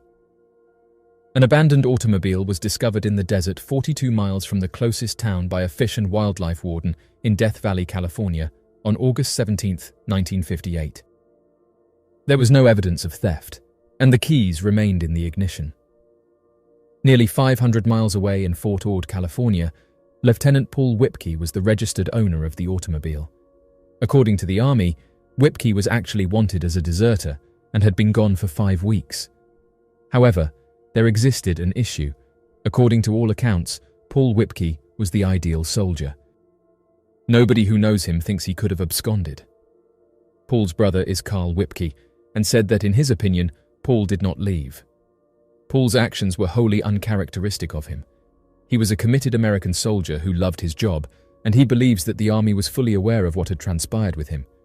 He said that it was a part of a large-scale smokescreen deception. Paul Whipkey graduated with honours from Reserve Officers Training Corps. He was selected to attend the Army Aviation School following basic training. Paul operated an observation plane at the Nevada camp of Camp Desert Rock during the atomic bomb test in 1957. After being exposed to radioactive fallout, he quickly developed strange spots on his skin. Paul had to have all of his teeth out while he was stationed in Fort Ord, California, several months later. Paul left Fort Ord late one afternoon on July 10, 1958. He informed his friends that he was traveling less than a mile to the town of Monterrey. Paul, nevertheless, never came back. Paul took unauthorized time off from work or other duties the following morning and was officially labeled a deserter 30 days later. His automobile was found in Death Valley the next week. Paul, according to the Army, appeared to have ended himself 350 miles away from the base at White's Motel in Mojave, California, on the day he fled. Paul had put his signature on the visitor book at the motel. Paul's car contained a petrol receipt, according to Army investigators. It revealed that he had filled up his automobile with petrol in Mojave before driving 145 kilometers to Death Valley. Paul's quarters at Fort Ord were looted by 2 troops the exact morning he went missing. Everything was taken out, even Paul's personal effects. Carl, his brother, thought this was a strange, possibly unlawful procedure, and he said that according to regulations, you have to notify your next of kin or legal representative before packing your goods, adding that they didn't tell them anything at the time. He further added that as soon as he found out this had happened, he was really suspicious of it.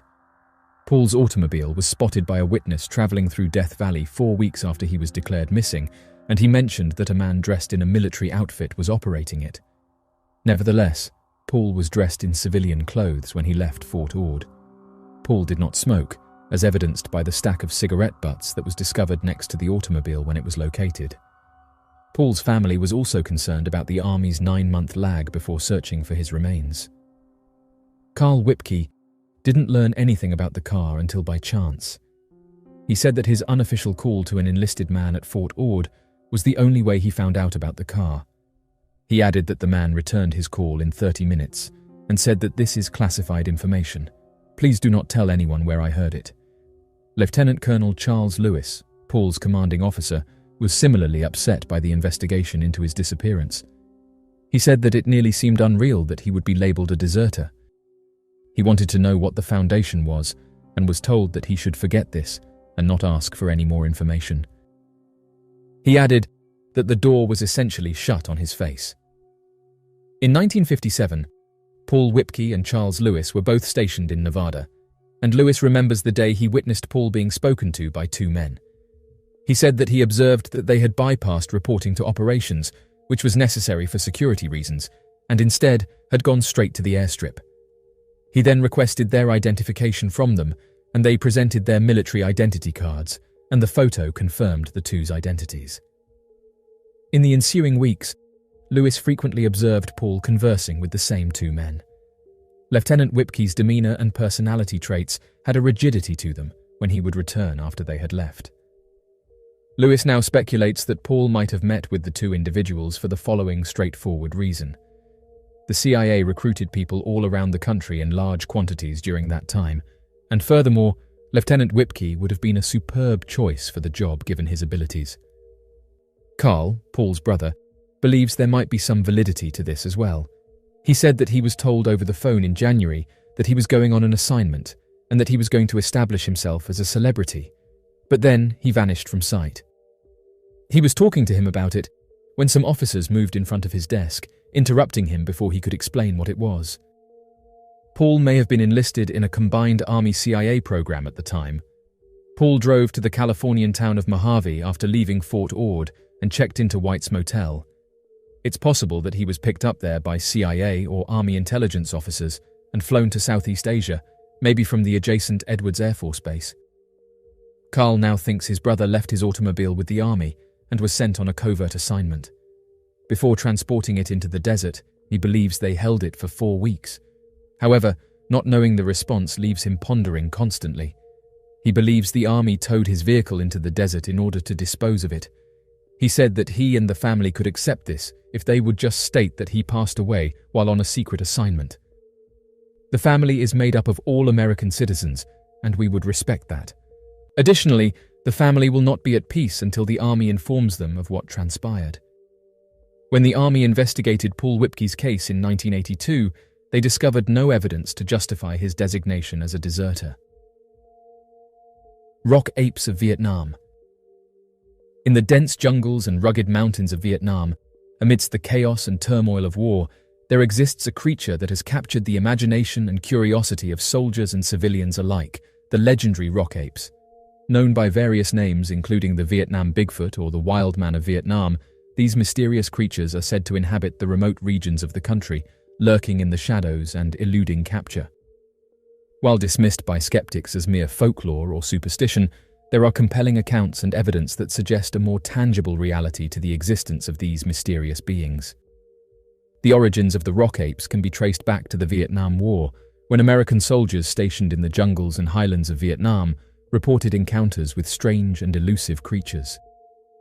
Descriptions of the creatures varied, but common characteristics included a humanoid appearance, covered in fur or hair, and possessing remarkable strength and agility.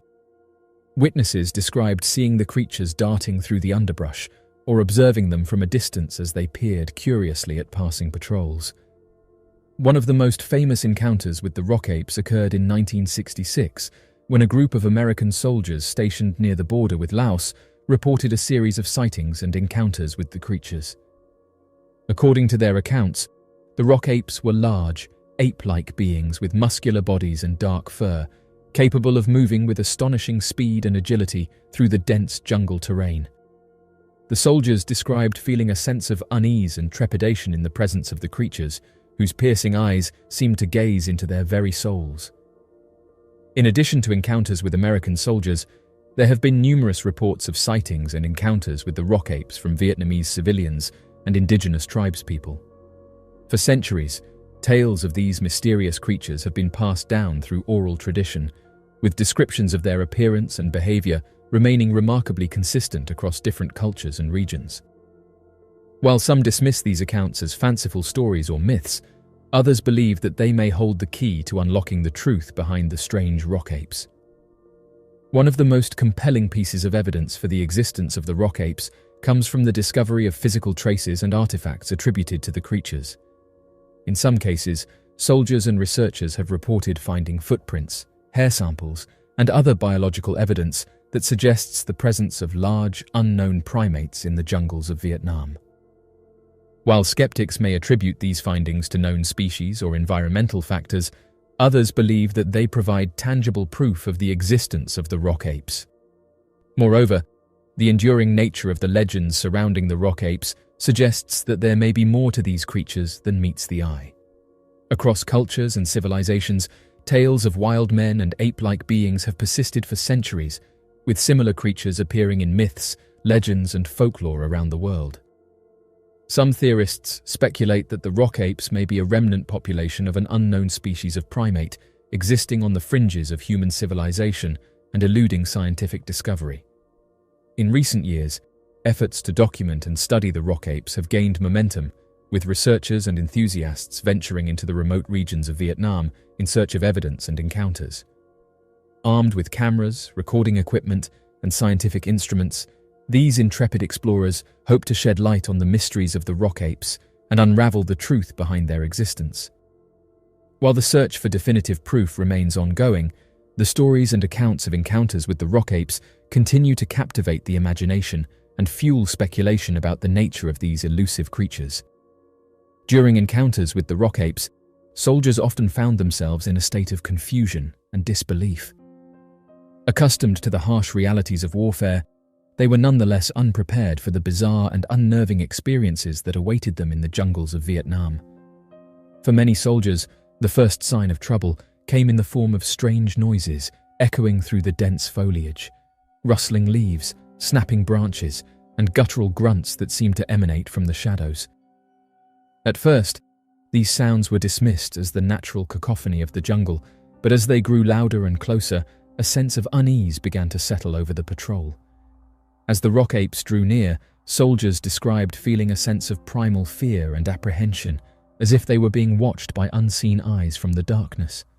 Some reported experiencing inexplicable sensations of being hunted or stalked, their instincts screaming at them to flee or take cover.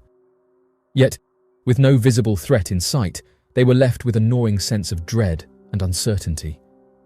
When the creatures finally revealed themselves, emerging from the underbrush with their massive, hulking forms and piercing eyes, soldiers were often paralyzed with shock and disbelief. Many described feeling a surge of adrenaline coursing through their veins, their fight-or-flight response kicking into overdrive as they struggled to make sense of the surreal spectacle unfolding before them. In the chaos and confusion of the moment, soldiers' training and instincts were put to the test as they grappled with the reality of facing an unknown and potentially dangerous adversary. Some reacted with gunfire, firing wildly into the darkness in a desperate attempt to ward off the perceived threat. Others stood frozen in place, their minds struggling to process the surreal sight of these strange and elusive creatures. As quickly as they had appeared, the rock apes vanished back into the jungle, leaving soldiers shaken and bewildered by the encounter. In the aftermath, there was a palpable sense of disbelief and incredulity among the patrol as they struggled to reconcile the reality of what they had witnessed with their understanding of the natural world. For many soldiers, the encounter with the rock apes left a lasting impression, haunting their dreams and fueling their curiosity about the mysteries of the jungle. Some sought answers in the form of expeditions and investigations, venturing into the remote regions of Vietnam in search of evidence and encounters with these elusive creatures. Others found solace in camaraderie and shared experiences, bonding over their shared brush with the unknown and the unexplained. In the end, the encounters with the rock apes served as a stark reminder of the fragility of human understanding and the boundless mysteries that still await discovery in the untamed wilderness. As soldiers returned home from the jungles of Vietnam, their encounters with these mysterious creatures remained etched in their memories, a testament to the enduring allure and intrigue of the rock apes of Vietnam. A soldier's mysterious encounter. In the vast and rugged wildernesses that blanket our planet, there exist mysterious creatures that elude scientific classification and defy conventional understanding. Among these, none is as elusive and mysterious as the legendary Bigfoot, a towering ape-like creature said to roam the remote forests and mountains of North America. While most encounters with Bigfoot occur in the realm of folklore and myth, there are occasional reports that suggest a more tangible reality to this elusive creature. One such account involves an army soldier encountering Bigfoot while on duty, a chilling and unforgettable experience that challenges the boundaries of our understanding of the natural world. The soldier, whose identity remains anonymous for privacy reasons, was stationed in a remote outpost deep in the heart of the Pacific Northwest. Tasked with conducting reconnaissance and surveillance operations in the dense forests that surrounded the base, the soldier was well versed in navigating the rugged terrain and adapting to the challenges of life in the wilderness. Little did they know that their routine patrol would soon take an unexpected and terrifying turn. It was a moonlit night when the soldier set out on patrol, armed with their rifle and accompanied by a fellow comrade. As they ventured deeper into the forest, the sounds of the night filled the air. Yet, amidst the familiar cacophony of the wilderness, there was something else, a sense of unease, a feeling that they were not alone. Suddenly, the soldier's keen senses detected a movement in the underbrush, a fleeting glimpse of something massive and shadowy darting between the trees. Instinctively, they raised their rifle, scanning the darkness for any sign of danger. That's when they saw it, a towering figure, standing upright on two legs, its massive form silhouetted against the moonlit sky. At first, the soldier's mind struggled to comprehend what they were seeing, questioning whether it could have been a bear. Yet, as the figure drew closer, its unmistakable features became clear. A massive bipedal creature with long arms, long fur, and piercing eyes that seemed to glow in the darkness. As quickly as it had appeared, the creature vanished into the night, leaving the soldier and their comrade shaken, yet exhilarated by the encounter. They returned to base, where they recounted their tale to skeptical colleagues and incredulous superiors. While some dismissed the encounter as a figment of their imagination, or a tall tale spun in the darkness, others listened with rapt attention, intrigued by the possibility of a genuine Bigfoot sighting. The ghosts of Gettysburg. In the rolling hills and verdant fields of Gettysburg, Pennsylvania, lies a place steeped in history and tragedy, a place where the echoes of the past reverberate through the ages, and the spirits of those who once walked its hallowed grounds linger on in restless perpetuity. It is here, amidst the solemn monuments and weathered gravestones, that eyewitnesses have reported encounters with the ghosts of Gettysburg, bearing witness to the lingering echoes of one of the bloodiest battles in American history. The Battle of Gettysburg, fought over 3 days in July 1863, was a turning point in the Civil War, a crucible of fire and blood that left an indelible mark on the landscape and the souls of those who fought and passed away there. In the aftermath of the battle, which claimed the lives of over 50,000 soldiers from both sides, reports began to emerge of strange and inexplicable occurrences on the battlefield, apparitions of soldiers marching in formation, phantom cannons roaring to life, and ghostly cries echoing through the night. For centuries, these tales have captivated the imagination of historians, researchers, and enthusiasts alike, inspiring countless investigations and inquiries into the nature of the paranormal phenomena reported at Gettysburg. While skeptics may dismiss these accounts as fanciful tales or products of overactive imaginations, there are compelling reasons to believe that the ghosts of Gettysburg are more than mere legends, that they represent a genuine and tangible connection to the past. One of the most famous ghostly encounters at Gettysburg is the tale of the Phantom Regiment, a spectral apparition of Confederate soldiers seen marching in formation across the battlefield. Eyewitnesses have reported seeing the ghostly soldiers clad in tattered grey uniforms, their faces illuminated by the soft glow of moonlight as they march in silent procession, and some describe hearing the faint strains of fife and drum accompanying the spectral march, adding to the eerie and haunting atmosphere of the encounter. Another common sighting reported by eyewitnesses is the apparition of a ghostly horse-drawn carriage, known as the Phantom Wagon, which is said to materialize on the battlefield late at night. According to accounts, the ghostly carriage appears suddenly, its wheels creaking and groaning as it trundles across the grassy fields before vanishing into thin air without a trace, and some paranormal researchers speculate that the Phantom Wagon may be the ghost of a field hospital ambulance ferrying wounded soldiers to safety during the chaos of battle. In addition to these apparitions, there have been numerous reports of encounters with individual ghostly soldiers, each bearing the marks of their violent demise on the battlefield. Witnesses describe seeing spectral figures dressed in Union blue or Confederate grey, their faces twisted in agony or frozen in expressions of shock and disbelief. Some report hearing the sound of phantom footsteps or feeling a sudden chill in the air as the ghostly soldiers pass by, leaving behind an aura of sadness and sorrow that lingers long after they have vanished from sight. Yet, perhaps the most chilling and poignant encounters reported by eyewitnesses are those involving the spirits of children, ghostly apparitions of young boys and girls who are said to roam the battlefield in search of their lost loved ones. According to accounts, these spectral children appear suddenly, their faces pale and ethereal as they wander among the gravestones and monuments, their voices echoing softly in the stillness of the night. Some speculate that these ghostly children may be the spirits of those who perished in the battle, forever trapped in a state of limbo between the worlds of the living and the dead. For those who have encountered the ghosts of Gettysburg, the experience is often a profound and life-changing one, a glimpse into a world beyond the veil of mortality, where the echoes of the past continue to reverberate through the present. Mysterious aircraft above military base. A large object resembling a black triangle was observed floating over a military station in California in the year 2021. The encounter, which was witnessed by 50 US Marines, was captured on 6 different tapes. An officer at 29 Palms Camp Wilson took a picture of an unusual object with lights on its sides in the middle of the desert mountains on April 21, 2021. Witnesses testified that the object, which looked to be in the shape of a triangle, stayed motionless for 10 minutes. Videos taken between after 8:20 in the evening by many Marines appear to show a mysterious object hanging in the night sky. Based on the lights visible in the video, a large number of Marines think that the object was a craft.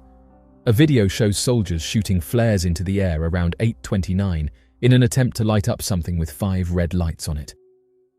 The black triangle vanished quickly before it could be fully lighted, leaving no trace. The military troops said that shortly after the event, a large number of trucks and several helicopters immediately headed to the designated location on the base.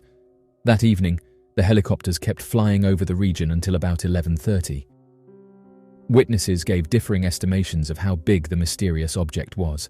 Some said it was longer than 170 feet and as big as a stealth bomber, while others said it was around half the size of a football pitch. Well-known reporters Jeremy Corbell and George Knapp have acquired a set of materials that consists of 6 different videotapes shot from 2 different angles and an accompanying image. Mr. Mitchell, a former sergeant, stated that despite having been in the US Army for more than 10 years, nothing could have prepared him for what he was going to see. After learning about this unusual device, he proceeded to describe how he had seen something akin to it while serving in the US military. He describes how the base was comparatively quiet and that the evening was clear. He was carrying out his daily duties with his fellow soldiers when all of a sudden an odd object appeared over the horizon. He glanced up and saw just a huge triangular object silently floating over the base, and he said that the craft was black in hue and had a sleek, shiny exterior. Around Sergeant Mitchell, the men started to notice the strange triangle hovering in the sky. Everyone looked up at the sky, and there was a mixture of wonder, bewilderment, and a feeling that they were seeing something unusual. Sergeant Mitchell stated that although he had heard rumors and stories of unexplained objects, seeing one with his own eyes was a completely different experience. He was unable to take his eyes off the amazing spectacle that was taking on in front of him. For a few moments, the triangular object stood motionless, but then it flew across the sky at an incredible speed and vanished into the darkness. The soldiers tried to process what they had just seen as they stood there, stunned. According to Sergeant Mitchell, soldiers frequently report seeing these mysterious triangles, and the incident he saw left him feeling astounded and filled with a lot of unresolved concerns. 5 lights appear to have been positioned in a triangle based on video the Marines' mobile cameras recorded. A Camp Wilson mortarman, who was speaking with Corbell at the time of the incident, took a high-exposure smartphone picture of an item that showed the object's form. This object appears to be triangular in shape, with lights evenly scattered all around its perimeter in a V-shaped pattern. The informant claimed that despite the Marines' military training, they were unable to recognize the ship and responded with confusion. The camera operator, who was responsible for filming and taking pictures of the object, said that if you look closely at the images, you can clearly see a black painted triangle. The Army has no idea what happened to Stephen Paul Thomas. Over 250,000 individuals are reported missing every year, with estimates of actual missing persons cases that are left unreported, pushing that total to more than an expected 300,000 cases annually. With that many reports, it is no wonder that a vast majority of these cases are left unsolved. However, every now and then there are a series of missing cases that emerge that are so peculiar, they become the subject of impossible to explain theories. Known as the Missing 411, there appears to be a substantial number of missing persons cases relating to the disappearances of individuals from national parks. In fact, many of these Missing 411 cases are believed to not be investigated too deeply, as some form of supernatural or paranormal cover-up takes place in these undisturbed locations. Back in 1976, a group of 5 college friends decided to take a short vacation to the tallest mountain range in New York, enjoying a small camping trip and barbecue while on the summit of Mount Marcy, located at about 5,300 feet in elevation and only a few miles southeast of Lake Placid.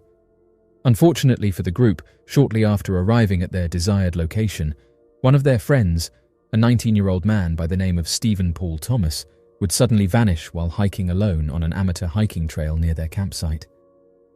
Although the friends would make an initial attempt to search for him on their own, a bizarre series of events would leave them too frightened to make any attempt at a search before contacting local authorities. According to the missing persons report of Stephen Paul Thomas, he and his 4 college friends from the Onondaga Community College decided to take a camping trip to Mount Marcy, as each of them had thousands of hours of camping and hiking experience and greatly enjoyed the outdoors. The 5 men, named Mark Seymour, James Thackerberry, Ken Sherwood, Robert Bromley, Bruce Weaver, and Stephen Paul Thomas, had all grown up in the state of New York, and so were quite familiar with the area. The group of men would ultimately arrive at the base of the mountain sometime in the early morning, on the 12th of April 1976, with all 5 men, joined also by Ken Sherwood's dog, ready to make the long hiking trek for the day. Once everyone arrived, the 5 friends would gather their gear and make the long hike to the mountain's summit, located at 5,300 feet in elevation, over the next few hours. According to the group, it would be at around 3:30 towards the late afternoon when they would reach a small shelter located only a mile away from the summit of Mount Marcy above the mountain's natural tree line, where the group of men would decide to camp. The shelter is a well-known landmark of the mountain and is commonly referred to as Hopkins Lean-To, and served as a common rest stop for hikers doing overnight journeys in the area. As the group started a small cooking fire to help dry out their clothes and warm themselves up, and began to unpack to take a short rest, Stephen Thomas would make a small cup of tea while looking over his map and plotting out the rest of the travel route. After a few minutes of resting, the rest of the group began to unpack their tents as they started to come to an agreement to set up a more permanent camp and sleep at the Hopkins Lean-To until morning. Rather than wanting to stop at the Hopkins Lean-To, Stephen Paul Thomas begged the others in his group to persevere for the next mile so that the group could sleep on the summit together on that first night to watch the stars. Despite making a strong effort, the other 4 would refuse to walk any further and would instead tell Stephen that they were willing to let him go on alone to the summit if he badly wanted, and that they would all meet up there later in the night after taking a short break. Although it is never a good idea to separate from the group when traveling late at night on steep slopes, Stephen Thomas was considered to have been the most experienced outdoorsman of the group and would often go on long treks without breaks lasting for more than 8 hours at a time. After deciding to leave to reach the summit, the group would claim that they watched as Stephen would place his bright yellow rain slicker over his down coat and begin to walk towards the only trail that led to the mountain's peak. The group continued unpacking and setting up their tents as they took a short nap together, unworried about Stephen's welfare. At around 10 in the evening, the 4 men would wake up to the whistling sounds of blisteringly loud winds and freezing temperatures, as the night and the high elevation made conditions extreme. Prior to the trip, the men had watched weather forecasts, and even though calm and warm conditions were predicted for the area, before long, temperatures plummeted down to as low as 10 degrees Fahrenheit, causing the friends to begin to worry about Stephen Paul Thomas alone on the mountain's summit. Not wishing to waste any more time, the men gathered together their tents and camping equipment and began their hike towards the summit sometime after 10. Although the summit was less than a mile from where they had camped earlier in the day, the men were unable to make the distance, as they would later tell investigators that the sudden severe winds would make it difficult to travel more than a few feet without almost toppling over. Additionally, the frozen temperatures made the wet snow even more dangerous, as the men struggled against possible hypothermia and frostbite of their extremities. After traveling over half a mile, with no visible sign of Stephen Paul Thomas or his camp anywhere nearby, the men decided to make camp once again and settle down for the night until the winds and cold temperatures had passed. Although never directly stated by the men, investigators also wondered if a sudden form of hysteria had come over the group of men who appeared to have also found the event frightening on an almost supernatural level. In an article published by the Times-Union news outlet on the 22nd of April 2001, one of the men, Ken Sherwood, would give a direct account of that night on the mountain as a horrifying superstitious event. Not only would all the men complain of an overwhelming feeling on panic overcoming them, as well as the fear that something far more strange was occurring around them, but Ken would tell reporters the following story about his dog's sudden erratic behavior. He said that the dog freaked out that night and just kept whining and wouldn't leave the tent. Nobody slept well. It was also considered highly unusual for the canine to have been so misbehaved, as the dog commonly enjoyed long hiking trips and was no stranger to the outdoors, but for some unknown reason hid in the tents and refused to leave as it would whine and growl. As the men set up their camp, with their tents and equipment far closer together than they were usually comfortable with, their fears started to get the better of them as they refused to take any further action, even after the winds had slowed down. It would not be until daybreak the following morning that the friends would gather their equipment and make another attempt at locating Stephen Paul Thomas. After the men reached the summit, it became obvious that Stephen had never made it to the location and most likely had become lost along the trail.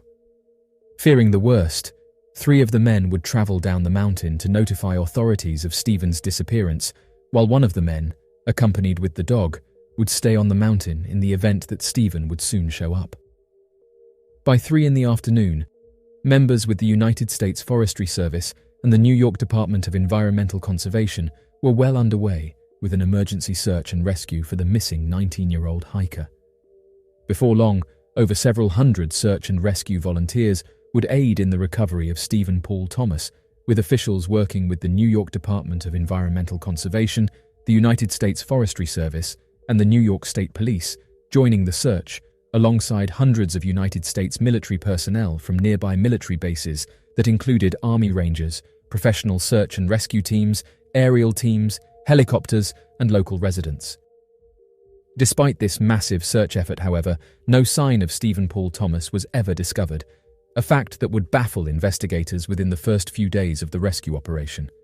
Ken Sherwood would express this frustration to reporters, saying that he had a yellow rain slicker on and questioned why they couldn't see it. Perhaps just as unexpected as the sudden fierce winds and freezing temperatures in the area on the 18th of April, roughly 6 days following the disappearance of Stephen Paul Thomas, the entirety of Mount Marcy would suddenly hit warm temperatures that would reach up to 85 degrees during the day and over 50 degrees Fahrenheit throughout the night. This sudden warmth would not help improve search conditions, as the recent freezing temperatures had built up a significant snowpack, with the now warming temperatures causing a major snowmelt across the mountain range, further complicating search efforts. After roughly 14 days of unending search for the missing 19-year-old, no sign of Stephen Paul Thomas would be found. Unfortunately for the Thomas family, due to the lack of any significant discovery being made in the case and the growing unsafe conditions of the mountain due to the sudden massive snowmelt, investigators would slowly bring the official search and rescue operation to an end, and by the 16th day of disappearance, the search for Stephen Paul Thomas was closed. Investigators theorized that it was likely that the 19-year-old had traveled out of the region prior to the search and could have been anywhere outside of the National Park and New York mountain range. Despite the end of the official search, Stephen's older brother, a man by the name of Robert Thomas, would continue an unofficial search for his missing brother for years following his disappearance. Robert Thomas would go so far as quitting his job near Utica, New York, and move to the Mount Marcy area permanently, where he would stay at the park until August, before getting a permanent residence in the area. Veteran state park rangers would later give official statements to local newspapers mentioning Robert Thomas's devotion to his brother and his extreme expertise in the outdoors. Many of the state park rangers would also claim that Robert Thomas had become an expert on the surrounding location, with the rangers making the statement that Robert knew the mountain better than just about anyone. Because of Robert's unending efforts, it would be at around 3 months after the disappearance of Stephen Paul Thomas that a bizarre twist in the case of the missing 19-year-old would surface. According to an official report, it would be during the month of July that Robert Thomas would discover the remains of a man that fit many of the descriptions of his missing brother, but the face of the individual did not look like Stephen Paul Thomas. The individual was described by officials as appearing very recent and fresh, and that there had been no other hikers reported missing in the over for the past 2 years, making it unlikely that this was not the missing Stephen Paul Thomas. It would take another 48 hours for investigators to confirm the identity of the recovered individual as an autopsy was performed. Oddly enough, the remains were confirmed to be not Stephen Paul Thomas, but a hiker that had gone missing over 3 years prior during March of 1973 by the name of Buddy Atkinson. The disappearance of Buddy Atkinson was also considered one of the most peculiar vanishings of the area, with the hiker having been an experienced outdoorsman who suddenly disappeared while walking on along an amateur trail. He would be found more than 10 miles away from where he had last been seen. Despite the weirdly preserved condition, the autopsy report was unable to provide a definitive cause of what happened for the recovered hiker. When questioned about the find, Robert Thomas would tell reporters that the body would not have been recovered had it not been for his dog, Winter, and her unexplainable behavior. According to Robert, while he was within a few hundred feet of the body, his dog began whining and barking while crawling over the snow. As he followed his dog, she started to dig into the snow and whined at the location, causing Robert Thomas to dig down another 3 feet into the snow to find the human remains. At the time of the Buddy Atkinson discovery, Robert Thomas claimed that he had logged more than 600 miles of on-foot travel across Mount Marcy and planned to continue his search until his brother's remains were recovered. After the unexplained disappearance of Stephen Paul Thomas, the New York State Department of Environmental Conservation put into place a new policy that has made it illegal to camp anywhere on Mount Marcy above the tree line.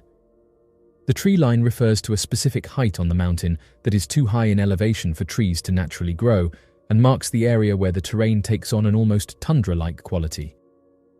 It would never be explained why the New York State would enact this new policy change, but officials working with the department constantly monitor the tree line and will fine or arrest individuals that make any attempt to cross that threshold.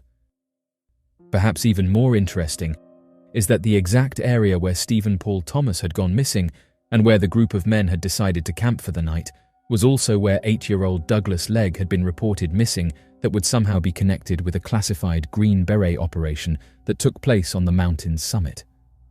Additionally, Sherwood's dog's strange reaction to the area, with its high-pitched whining, growling and refusal to leave the tent while in the area, was also highly uncharacteristic of the dog, which was commonly described as having been very easygoing, well-trained and excited for the hiking adventure. Most peculiar for investigators was the sudden weather change that made it nearly impossible for the group to have found their friend without first leaving the area. The unexplainable cold weather and severe winds would also make it difficult for the group to have descended the mountain to get immediate help, precious time that could have been instrumental in locating Stephen Paul Thomas. To this day, any sign of Stephen Paul Thomas has yet to be discovered, and the Adirondacks, the location of the high peaks across the state of New York, has become a significant cluster of some of the most bizarre missing persons cases ever reported.